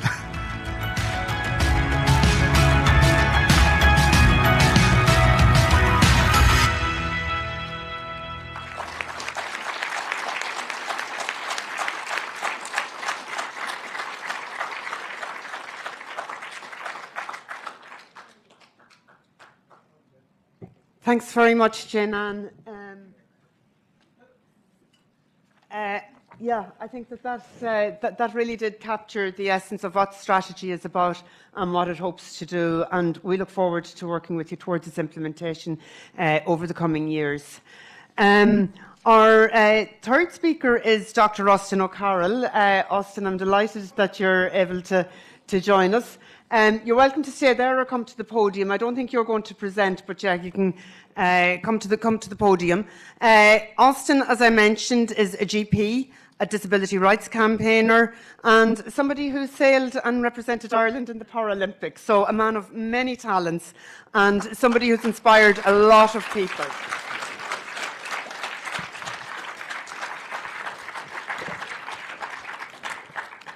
So thanks very much, Emer, and thanks for inviting me to here. And I'm delighted to be back here with my fellow disabled activists.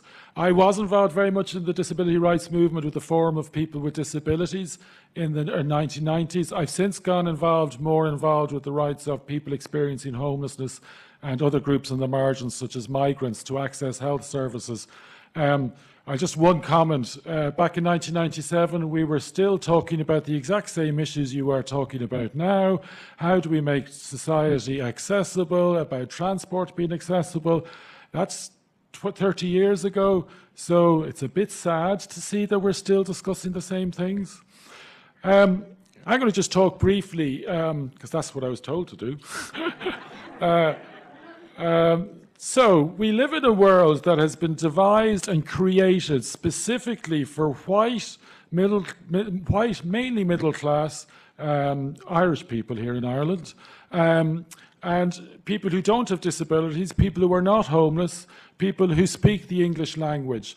And because we have created, we build buildings that are accessible for those people, we staff the buildings with people who will welcome those type of people, but be less welcoming for the other groups of people. So that's the society we've so structured. And because we've created a society like that, it means people who don't fit that template are excluded.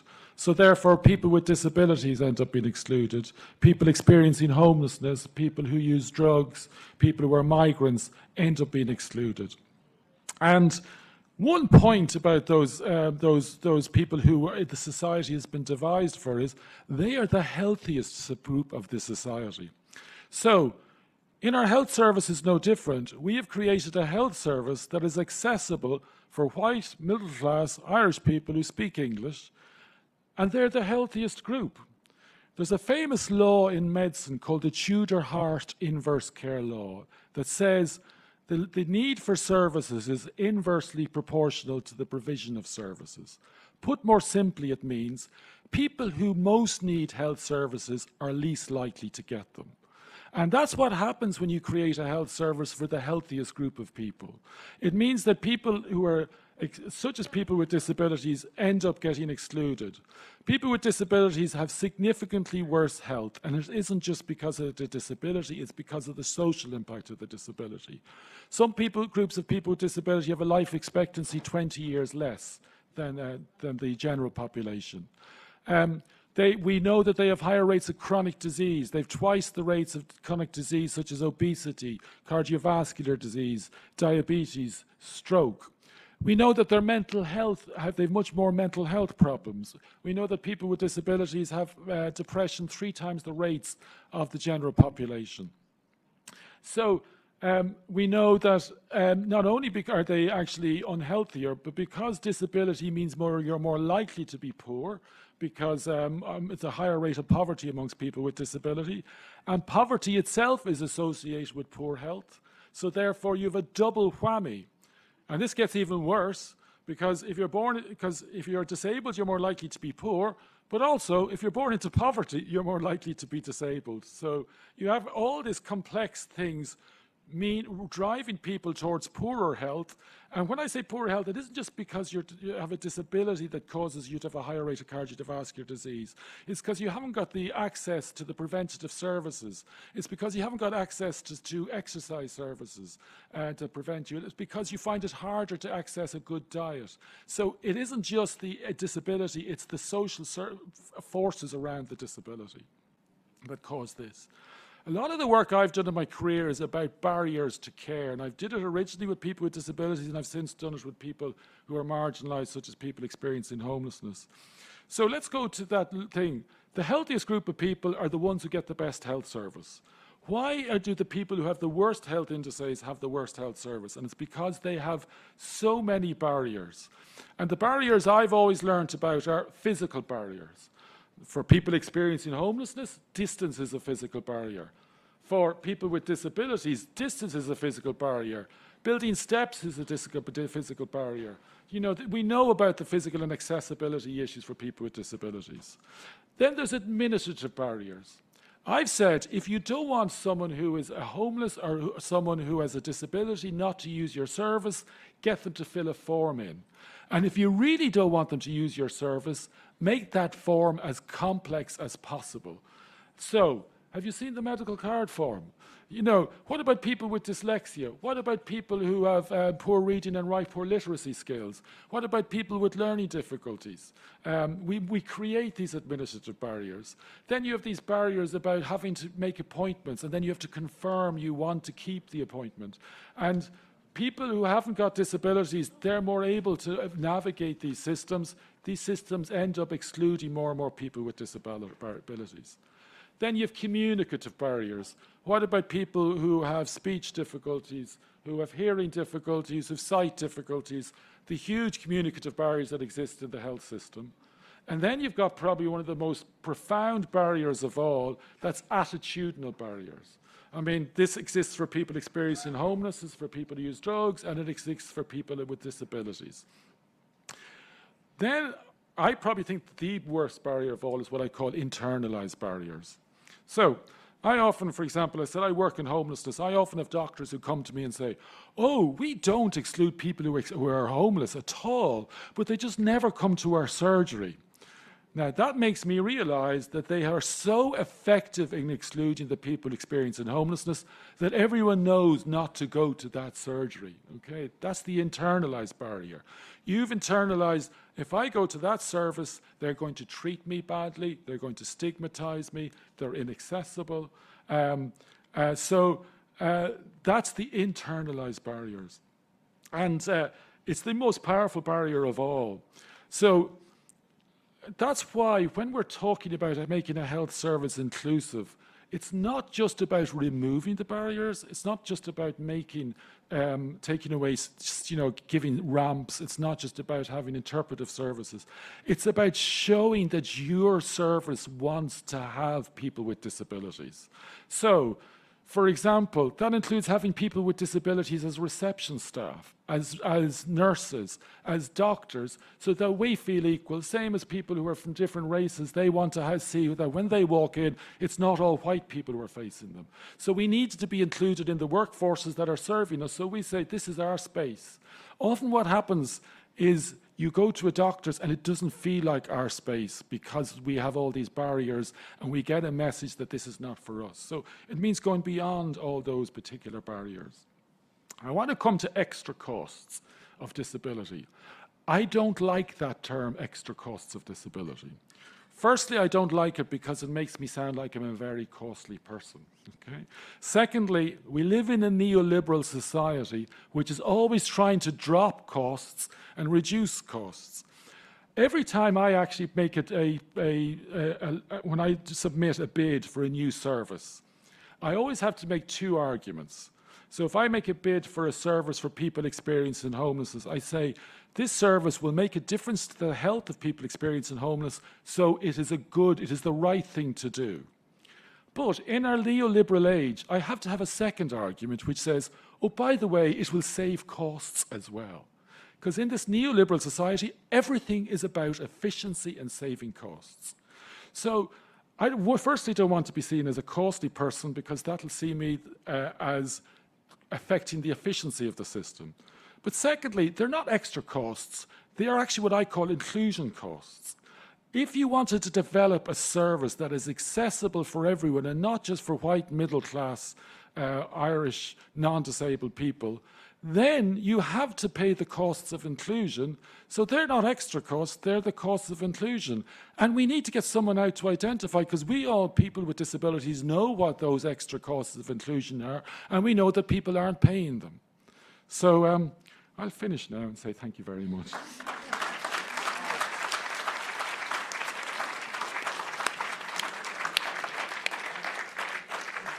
I think a lot of food for thought in what you've said, Austin, so thank you very much for that. Our final panellist is Hayley. Hayley, you can stay there or you can come up here, whichever you're more comfortable with. And Hayley's going to give us a few opening remarks, and then we're going to hopefully have some time for a little bit of a discussion, a fireside discussion on some of the issues that we've been discussing here.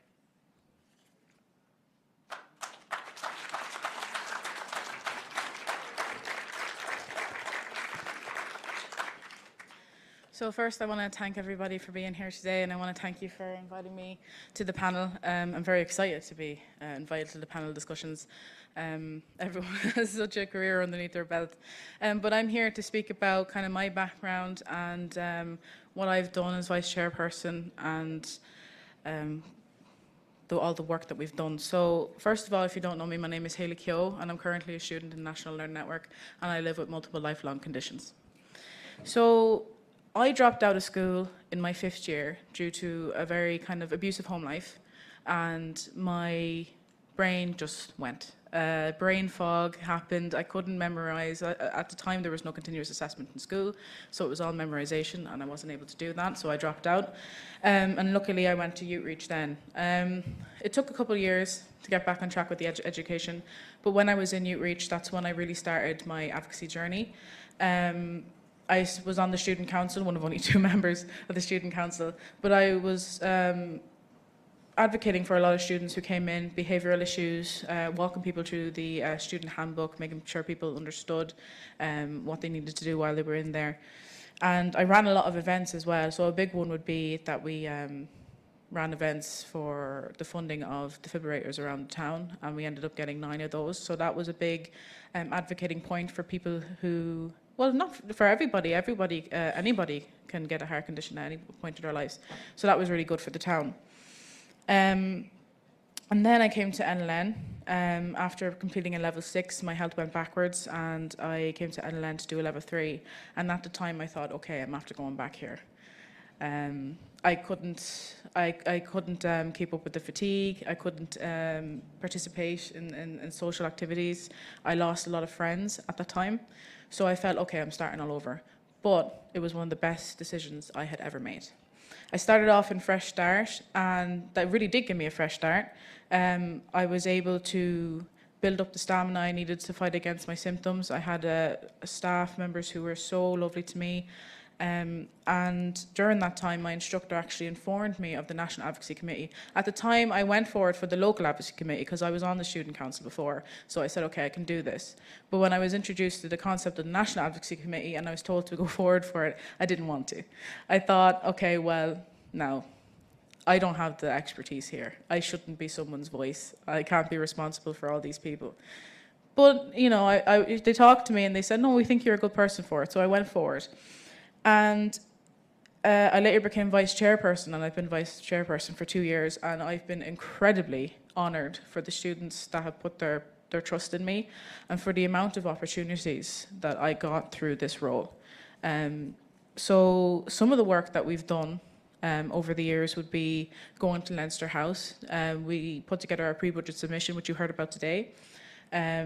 We went to the European Parliament in Brussels, where I got to speak to MEPs on the importance of employing people with disabilities. We won an Ain't Star Award for our voter education programme that Rehab run. Some of you may have gotten involved in that. And recently I did a podcast with Emer here and Art O'Leary on the EAEA Enhanced podcast, so for the European Commission.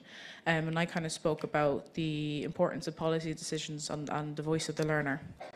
So even though my time is coming to an end here, through all these opportunities that I have been given, I really feel that I have been equipped with the skills and knowledge that I need to go on to be an advocate for people with disabilities in whatever role that I take. And I hope that, taking what I've learned here as Vice Chairperson for the last 2 years, that I can make a positive societal change in the world. So thank you, everybody. That's great. Okay, so we're going to just have a short discussion on some of the issues that have been raised here. And I think one of the big issues coming through is the cost of disability from all of the speakers that have spoken. And I actually like what Austin said, though, that he doesn't like being referred to as the cost of disability. And I think maybe that's something we need to include in our submission, Austin. I think that is actually a really good point. So we have limited time, but I'm just going to ask some of the panel for their thoughts. And I'm going to move it to Jinan first. And Jinan, DCDE, Department of Children, Disability and Equality, you're the people and your unit that you head up. You're going to have responsibility for making sure that whatever comes out of this consultation is implemented and is meaningful. Can you tell us a little bit about how you're going to work with the Department of Social Protection and about the consultation and what might happen? And will we be back here next year kind of thinking we've achieved something? Do we hope?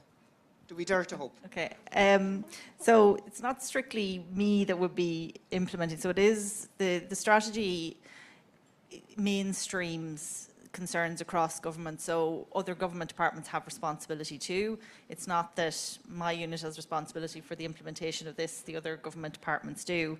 The background to the strategic focus network approach, and that's what is happening with the Department of Social Protection at the moment, is that these were issues that came up. There's a few of them under the strategy. There's one on intersectionality, which is about how the other aspects of your life can impact on you and how you can experience discrimination in different ways. So you could be a disabled person who's a migrant, and then you'd experience that differently from other people. But it was kind of where there were particularly knotty problems came up that didn't have obvious, here's an action that we can do to fix this. There have been a lot of research done around the disproportionate financial burden experienced by disabled people or their households. And the decision was to have this strategic focus network to have a broader discussion around that. Now, the strategy does commit all government departments to develop and implement solutions to address this issue, but the Department of Social Protection is taking the lead in it. When they have completed that work, that report actually will go to the Delivery and Monitoring Committee. So it's much better. It's not me that will be looking at it. It's actually the Taoiseach and the government ministers that will be looking at it. So that's where those recommendations will have to go, and that's probably going to inform, hopefully is going to inform future actions under the strategy that might come out of that. Great, okay, so next year we'll have to make sure we invite a minister along to see what's happened. But thank you, and thank you for your work on this, Jinan. Austin, a message for those government ministers and policymakers. If there was something that you need included in this payment, we won't call it a cost of disability now, we'll have to see cost of inclusion. What's the message? What do you want to see coming out of this consultation, and what kind of payment would be a meaningful payment? Okay, now you're caught me. I'm not an expert in this area. I think it's just, it's about, first of all, in terms of payments, it's better to have payments that you can actually recognise, help people get included in society. And so rather than having to apply for, I have to pay for this payment and that for that payment, that then causes, you having to justify yourself constantly.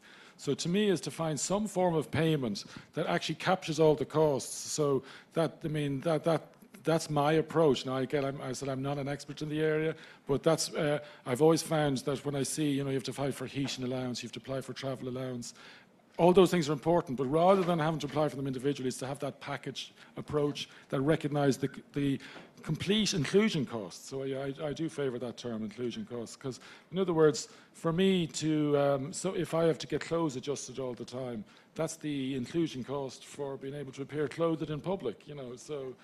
Or if I want to travel and I find it difficult to travel and I have to get extra taxis, that's the inclusion cost for me.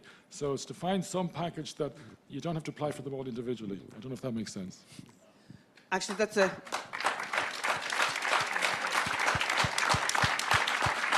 You've kind of hit the nail on the head there, and I think that part of the work that Jinan is doing is trying to make sure that all government departments sign up to this. And I think we've said as well to the Department of Social Protection, it's not just about a Department of Social Protection payment, because the inclusion costs are more than just a social protection payment.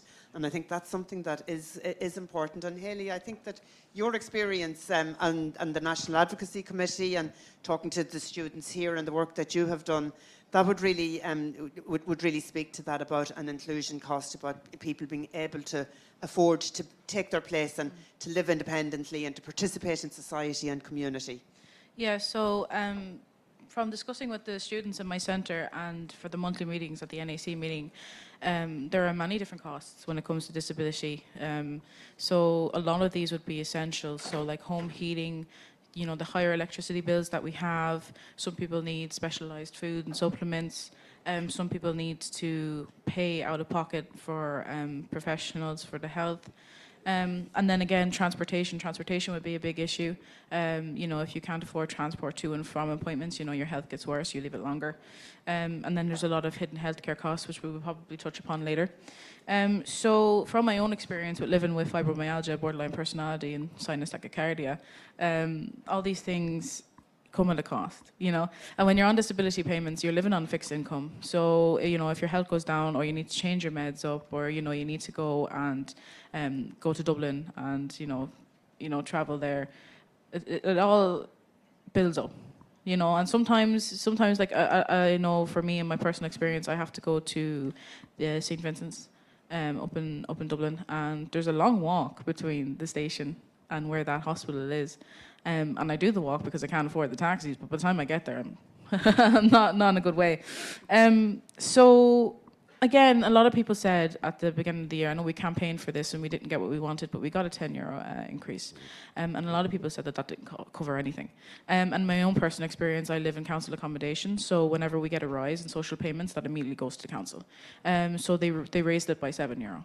So basically what we got was €3, which doesn't cover anything. So I think a lot of students and a lot of people with disabilities would like an additional disability payment for the cost of disability as it was put up. But inclusion cost actually probably sounds a lot better and, actually makes the picture a lot clearer to people, especially when, there's a lot of stigma around being on disability payments and, do you really need it or whatever? But it's kind of like, well, you're excluding us. If it was an inclusion cost, I feel like that would paint the picture a lot better. But I think having an additional payment would ease a lot of financial stress for people with disabilities. As we heard there, a lot of people with disabilities are easier to fall into poverty. And if that stress was lessened, there would be a better quality of life, there would be better mental health for people, and just better health in general. So yeah, I think having to not make them sacrifices on things that are necessities for people with disabilities, I think that would cover it there. Perfect. That's really good, Hayley. Thank you.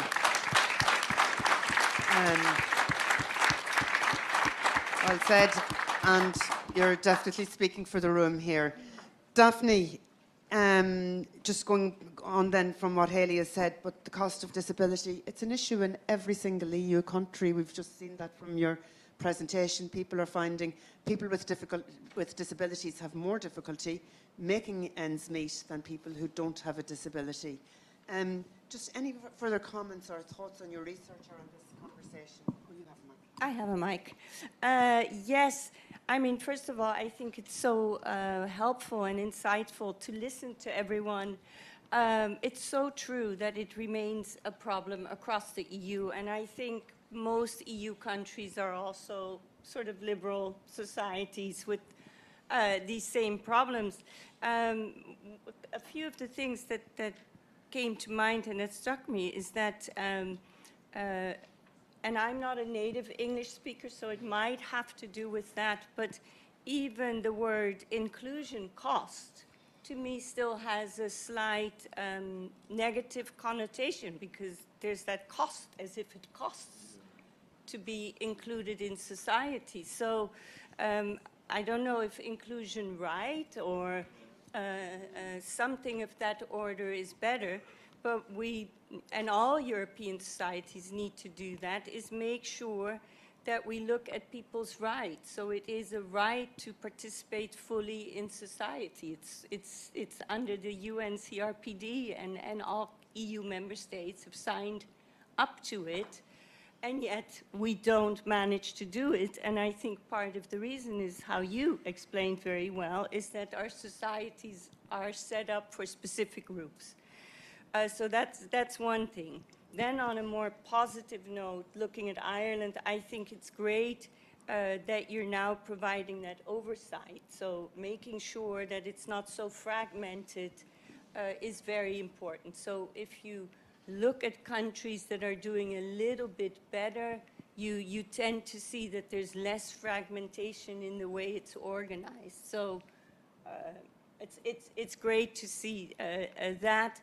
And then I think the other point that you made is this intersectionality, and you also made it. I mean, it's so complex, so that's why we're also struggling, I think, to improve the situation, because there's so many disabling factors. So it's not just about being disabled, it's about being a female or being from a different background or minority in any sense. That's right, yeah. So many different issues.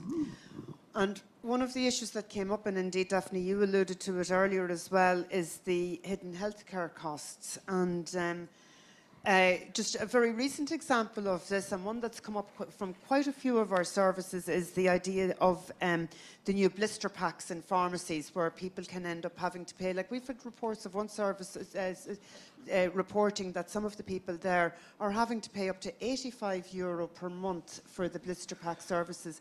That was a service that was provided free. But there are other examples of it, like if people go looking for a GP letter, blood tests, various different medical devices, if they need urgent mental health care, if they need urgent dental treatment, and even what dental treatment is available, it's limited. So there are lots of different hidden healthcare costs, even though a lot of people would say, would feel that I have a medical card and I should have free medical care, but they don't really. Austin, you're a GP in Dublin's inner city, and I know that you've kind of worked with a lot of people who face, disadvantage, disability, and a myriad of issues. I'm sure people who are disabled are not the only people who are experiencing these hidden healthcare costs. But again, just as a GP, as somebody, as a healthcare professional, have you any advice as to how we could actually deal with this and how we should be campaigning on this issue? It's a big issue for people in our services. I mean, first of all, if I go back to I told you that Tudor-Hart inverse care law, which says that people who are most in need of health services are least likely to get them.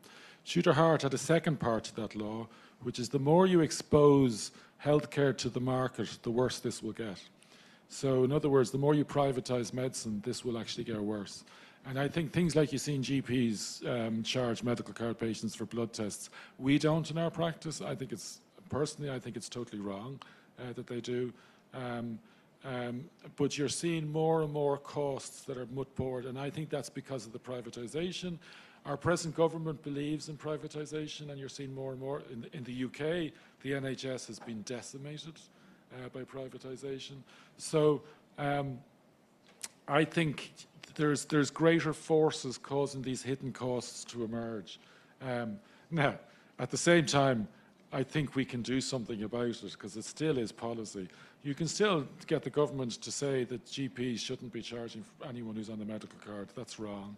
It's still a policy decision to do the blister plaque issue. I know that there are concerns that it was being misused. That doesn't mean it shouldn't people should be charged. We need to just address why the leaks in the system. Yeah, these hidden costs don't need to exist. I do believe privatisation is driving some of them.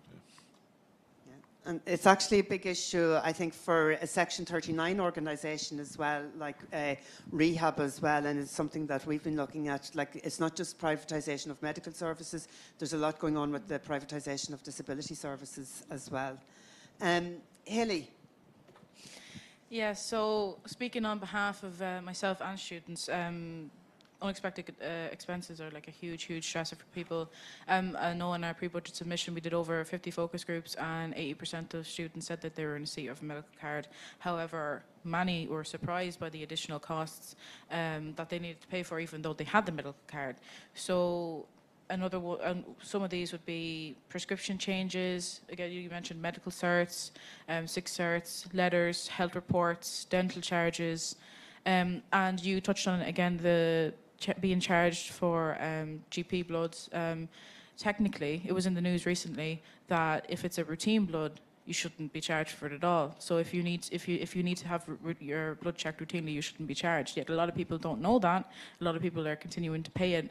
And you know, the GP services themselves are not going to advertise that. They're just going to say it's €30. So another problem with the hidden healthcare costs would be long waiting lists.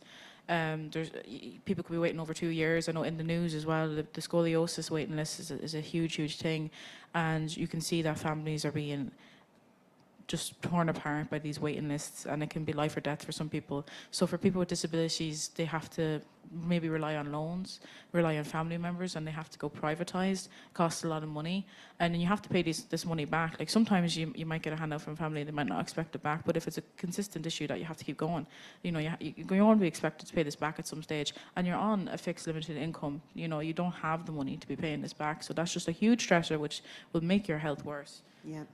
No, absolutely. Daphne, I see you nodding there with some of what Hayley is saying, and just your own slide indeed was interesting about people deferring medical procedures, and many of those people were saying they were doing that because they couldn't necessarily afford to. Now, sometimes we think that some of the countries across the European Union have the most marvellous health systems, and they're really kind of way ahead of us. Any thoughts on these hidden healthcare costs and the impact that has on people's well-being? Well, it's got tremendous impacts on people's well-being and on people's health, because unmet or not taking up healthcare also means you're deteriorating your health. And so for society, in the end, it's more costly. If you speak in strict economic terms, it's not even a good idea from that point of view. I mean, again, I think the point that we're trying to make is yes, there are differences across the EU, but I think it's an EU problem. It's a problem that deserves and that is being paid given attention at European Commission level with the European Disability Strategy, which then needs to be brought back down to the countries. But it's clear that throughout the EU, so in that sense, Ireland certainly isn't the only country where we're seeing these problems. And they're long-standing, and they're not getting better because of these kinds of developments that you see more privatization or more rule-based systems. So unfortunately, I don't have the answer to panacea. It's just, I wish we did, because then we wouldn't be having these discussions even. But yes, we can learn. I mean, I'm Dutch. And so I come from a country where you don't have to pay for medical care in theory. You go and you get, your GP is free, and that's irrespective of your status. It's automatic. So I think those are examples that are working better. Okay, that's interesting. Jinan, Pillar 4 of the Human Rights Strategy is all about well-being and health, and this is the strategy itself does actually acknowledge that people with disabilities are more likely to suffer from poor health, and I think we saw that from Jinan and from what Austin was saying as well. And it talks about people having the right to the highest attainable standard of health without discrimination on the basis of disability. So, if the commitments in the Human Rights Strategy under Pillar 4 are to be fulfilled, how can we address this issue around hidden healthcare costs and making sure that people with disabilities have a quality health service? So I think if you could see the one ideal aim of this strategy, it would be that concerns around disability or the rights of disabled people are considered in every single policy. That would be the ideal outcome. There's already a public sector human rights and equality duty in legislation and applies to all civil service and public sector organisations. They're supposed to look at any new policy and consider the impact on all of the equality grounds. That includes gender, race, if you're a member of the travel community, and if you're a disabled person. And that, for me, like the pillar has a lot of different actions.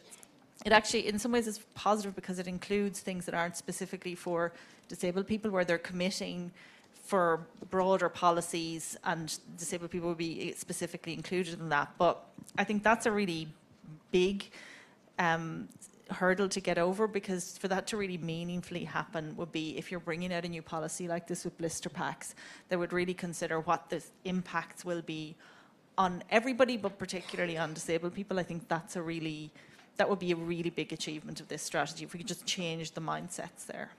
Okay, that's great, interesting, and there'll be some interesting follow-up, and I think from the conference here as well, we will be following up on some of these issues. Yeah, I feel already like I'm going to have my homework. I know. But now, and these questions are coming from the people who are participating here. Just moving on quickly to independent living, housing, waiting lists. Jinan, maybe I'm just going to come back to you first again, because like on housing and independent living, the strategy talks around, Pillar 3 in the strategy this time talks around independent living, and it talks about advancing the National Housing Strategy for Disabled People. Now again, I know you're overseeing all these government departments, but what can we do to make sure that this particular commitment and pillar is actioned in a way that people with disabilities can get suitable, accessible accommodation in a timely manner? And that's not happening at the moment.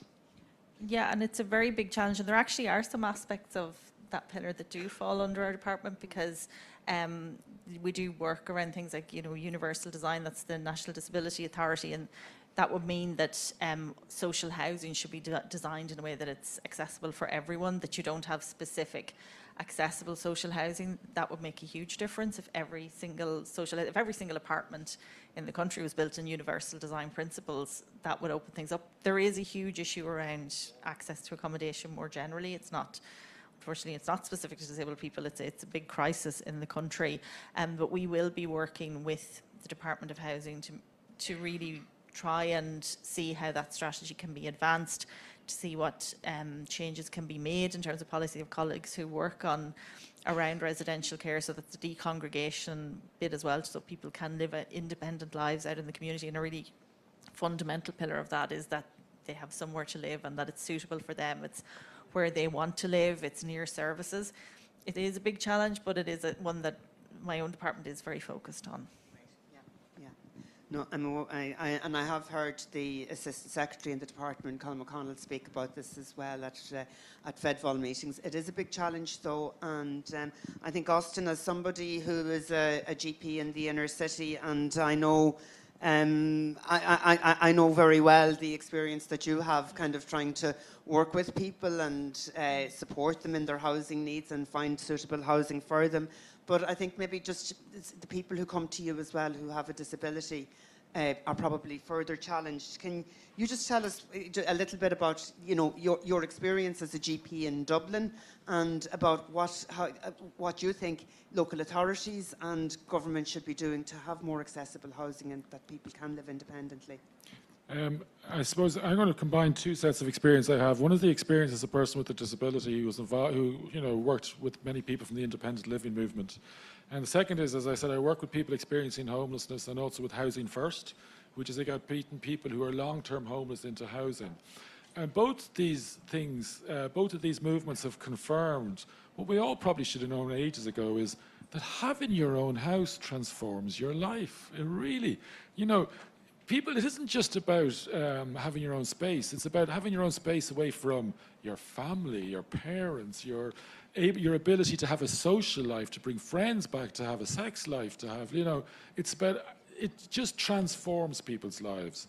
And, the issue of housing is not just for people with disabilities at the moment. We're living in a society where young people get housing. And I think, unfortunately, what's happening is you have a lottery, because we have basically, we all know our housing policies have crashed and are not working.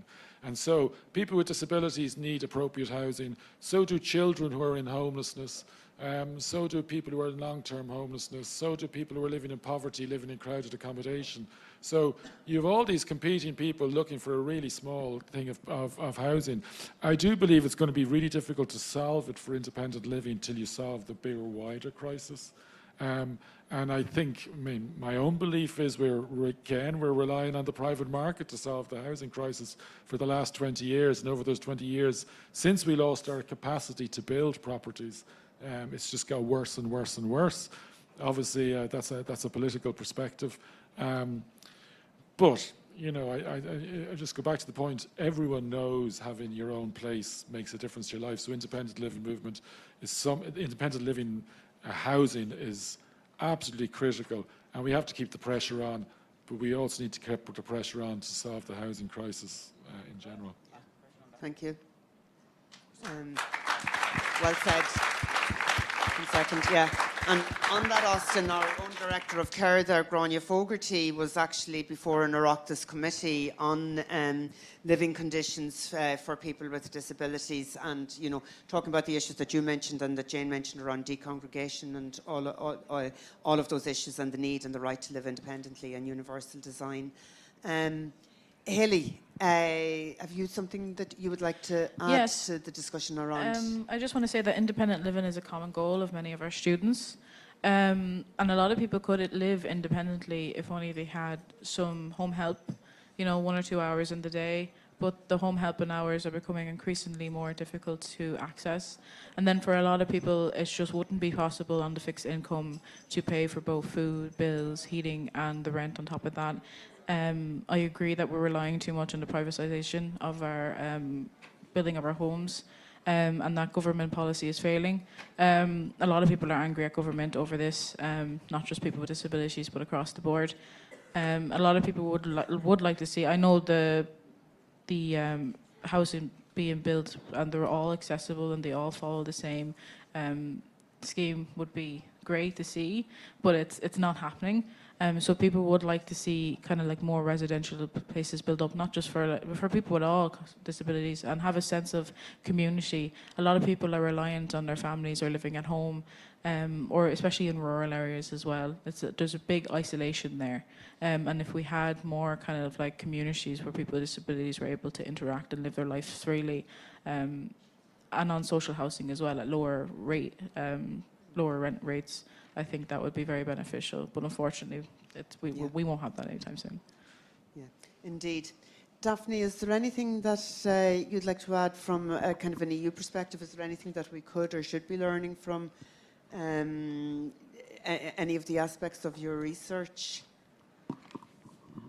No, I can only confirm that housing is a huge problem across the EU. We're having a housing crisis everywhere. We're also in countries where it wasn't traditionally the case that young people would stay with their parents. You're now seeing that they're staying with their parents, unable to move on. So that's really a big problem. And then when it comes to deinstitutionalization, or independent living, it's very hard for us to say many good things because there's really a lack of data. So that's, I think, a focus for us to make sure that we do get good comparable information. Okay. I know the chair of our advocacy committee, Conor, just wants to add something here. So can we just give Conor a microphone for a moment? Going back to what Hayley just said there about cost and stuff like that, like, what are governments doing about landlords and the prices that they want? Like, when people are on DA, like, they can't afford the cost that a landlord actually wants. You've seen places in Dublin, like, they're looking at like £2,000 a month. When you're on disability, how do you afford that? Like, what are governments doing about that? Like, I think they should put a cap on landlords or something. Okay, did everybody hear what Conor was saying there? Yeah, no, I think well said, Conor, and I think that, again, this is what this advocacy conference is all about. This is what our advocacy work is all about, and this is where we need to take up those issues on your behalf and work and make sure that your voice is heard. So I hope you're going to come with us now the next time we're in Leinster House and talk about these and say that we'll have the opportunity to say that directly to some of these policymakers. We're very tight on time and I see people leaving the hall already. We have one last question, which is around the employment of people with disabilities, which has been a huge issue for us. So I'm just going to ask the panel to maybe restrict their comments to maybe about 1 minute on the employment of people with disabilities, and then we'll have a quick 1 minute wrap up before we hand back over to Laura to close the conference. But this is an important issue. So Daphne, just the employment disability gap, it's getting bigger and bigger for Ireland the whole time. It's, I think we were all quite startled to see Ireland so much higher than the rest of Europe. The disability employment gap, though, it's a hugely important measurement and it's one that's used right across the EU. Is there anything further that you'd like to add about that research and collecting the data and what we could do on that?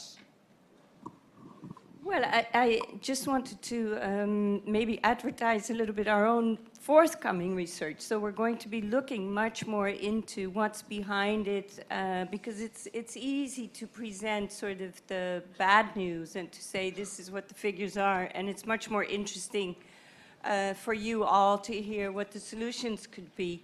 And that's really some of the work that this new project of ours that's just started now is going to be focusing on a little bit more. And maybe I can combine my 1 minute with my other 1 minute and keep it short. One thing that we haven't really mentioned, or maybe you did this morning, but it is reasonable accommodation and the obligation to it.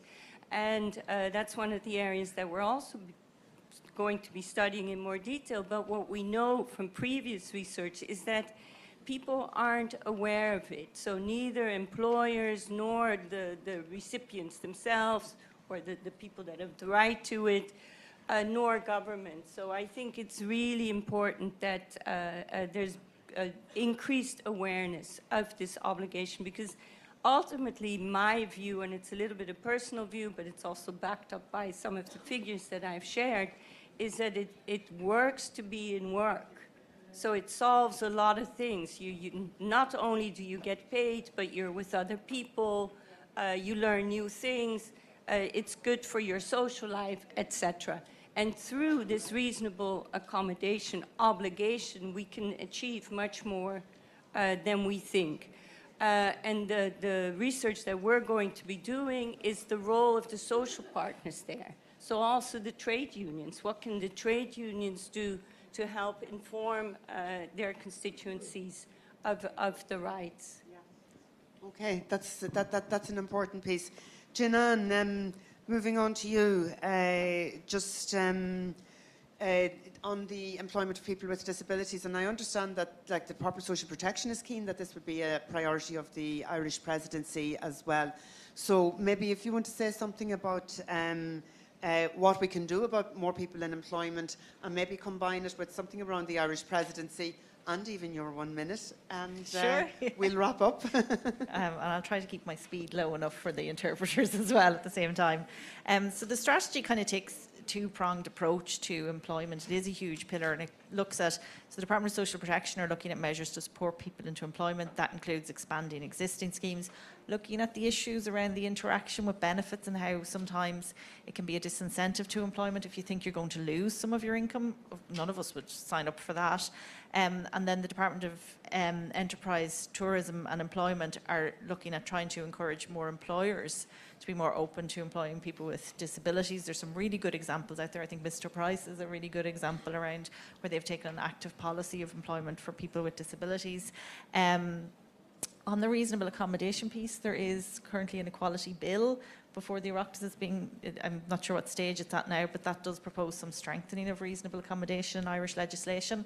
There's also a proposal for an equal treatment directive at EU level, and that proposes strengthening across the EU on reasonable accommodation. That's not my bit, though. So from the perspective of our department, we have a lot of different equality measures coming up in the EU. I'm coordinating the specific disability policies bit, so we're planning for a high-level conference on disability, looking at a theme of digital and assistive technology, the benefits it can bring to people for independent living, but also the barriers to market access across the EU. Because with the EU presidency, we're not really looking at Ireland, we're actually looking out there, and we want to see what we can do to improve the situation in Ireland, but also across the EU. That's kind of one of our key priorities. And the Department of Social Protection as well are going to have a focus on employment for people with disabilities, so that's a really welcome measure as well. I think they're going to organise a conference on that too. Okay, thank you very much. Austin, I was really struck by what you said earlier too about, you know, kind of people making sure that they have people with disabilities in employment, so that when you come in, that you're actually meeting people, and that you're not just meeting kind of the white heterogeneous kind of male or female English-speaking person and without a disability. So anything that you'd like to add about the employment issue? Firstly, I think employment issue is critical. Firstly, employment is a measure of inclusion. If you have lower employment levels, you have lower inclusion. Secondly, employment is a measure of poverty. The more unemployment you have, the more poverty you have. So the less employment there is amongst people with disabilities, the more poverty exists.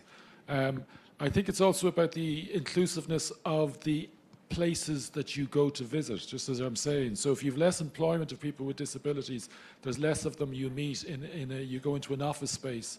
That makes it less inclusive for people who want to use that space. If you go into a doctor's surgery and there's no people with disabilities on the staff, it makes it less inclusive.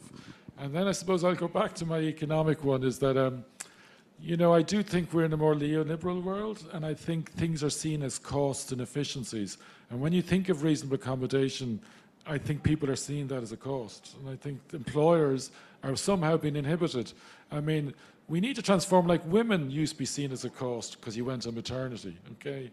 And now I'm not saying it has changed, but the aim is to change it to a society that recognise we need to have women with having children, because that's how we reinvigorate. So we need to actually give them the time off and not see it as a societal cost.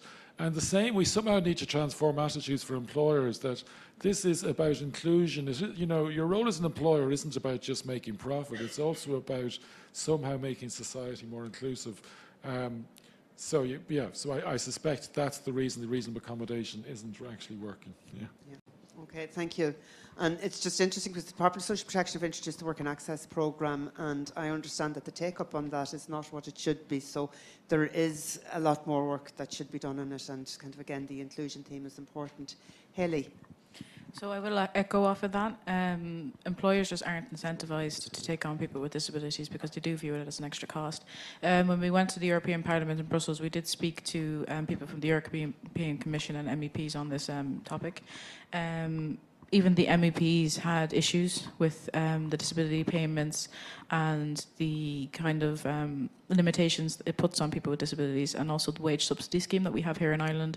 It's just not fitting for what it is. It needs to be reformed. It's not keeping in line with the inflation costs either. So employers just don't want to bother with it, basically. We also spoke about there needing to be disability training awareness for employers, because I feel like there's a lot of fear around taking on someone with a disability. What if I can't do the accommodation right? What if I get in legal trouble? That kind of stuff. And also there's a fear around working with people with disability. There's a huge fear, because it's like, okay, well, what happens if my health deteriorates again? What if my own situation is re-looked at, you know, and they're visiting me saying, do I still need the DA? What if I lose my secondary benefits? What if I lose my medical card? What if I lose my free travel pass? You know, what happens when my health deteriorates again? So we feel that people with disabilities should have those things to fall back on should they get employed. Well said, Haley. And Haley was a fantastic ambassador for us in the European Parliament. And I might just mention that, like Rehab and Rehab Enterprises, we would be one of the largest non-governmental employers of people with disabilities. And we are in serious negotiations with the Department of Social Protection about the application of the wage subsidy scheme, because it is still not fit for purpose, even though there was a review of it last year. And I think I just have to put that on the record here at this advocacy conference. We're going to wrap up now. I don't know if anybody has anything that they would like to add to what they have said at this point, and we'll hand over to Laura then. Haley, you wanted to say some final words. Firstly, I want to say that it's my last day and I'll end tomorrow. So first, I want to say thank you for inviting me to be a panelist with all these incredible fellow panelist members. It's a huge opportunity for me, so thank you for that.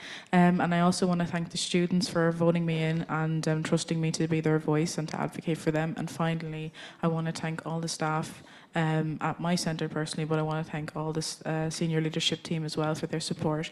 And mostly I want to thank the senior advocacy team, Emer, Margaret, Joanne, Claire,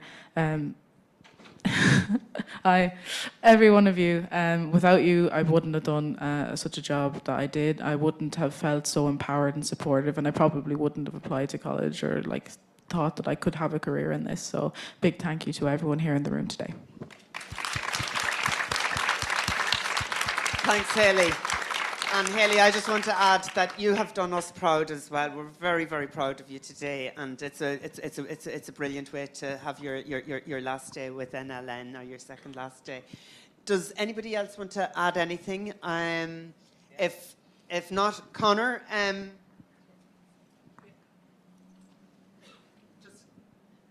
Just going back to what Haley was saying about employment and stuff. A lot of people I've talked to, it's getting the job in the first place is where they struggle. And they've said to me, a lot of it is interviews.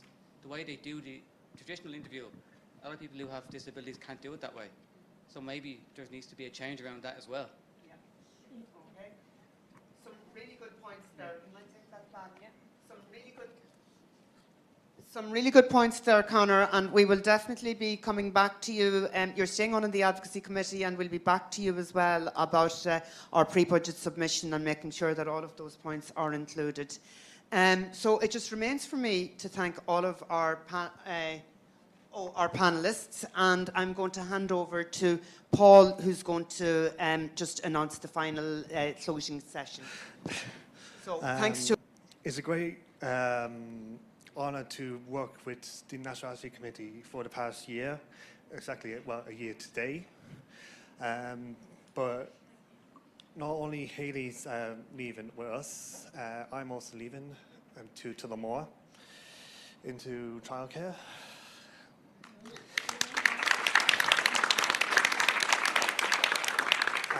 But I'm going to keep this short and sweet, but I had fun over the past year doing Leicester House, doing all the workshops with the National Advocacy Committee, and meeting new faces and having Margaret kind of by my side.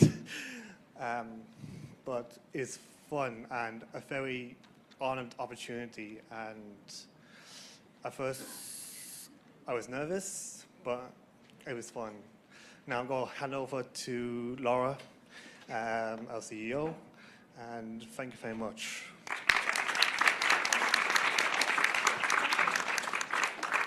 Thank you very much. Just a couple of things that have, I suppose, in my mind after the afternoon. And in some ways, listening, you maybe could be disheartened at what may have been the lack of progress. And when you sit here and hear, maybe 30 years on and we're still saying the same thing. But in another way, I think we need to be really very much heartened at the fact that there is now a human rights strategy in Ireland, that the government is talking about it, that there is a whole of government approach, and that the Taoiseach's office is overseeing that. So I think there is a real deep commitment there from those perspectives. And I think particularly from the advocacy, that people's voices are being strengthened and the numbers are increasing. And all of that will continue to make progress. And in particular for us in Rehab Today, a lot of information and food for thought for us to be able to continue the journey of supporting you. Just have some thank yous, if you don't mind, because a lot of work went into the day in preparing. So thank you to the entire advocacy and public affairs team for all their hard work to make this conference happen. Emer Costello, Joanne Nelligan, Sophie Purcell, Michelle Joyce, Claire Gibson, Margaret Keogh, Paul Rick-Hannington and Cuan Young. Big thank you. It's amazing. A big thank you to our wonderful MCs today, Chair of the Advocacy Committee, Conor Brandon, this morning, and Paul Prendergast this afternoon.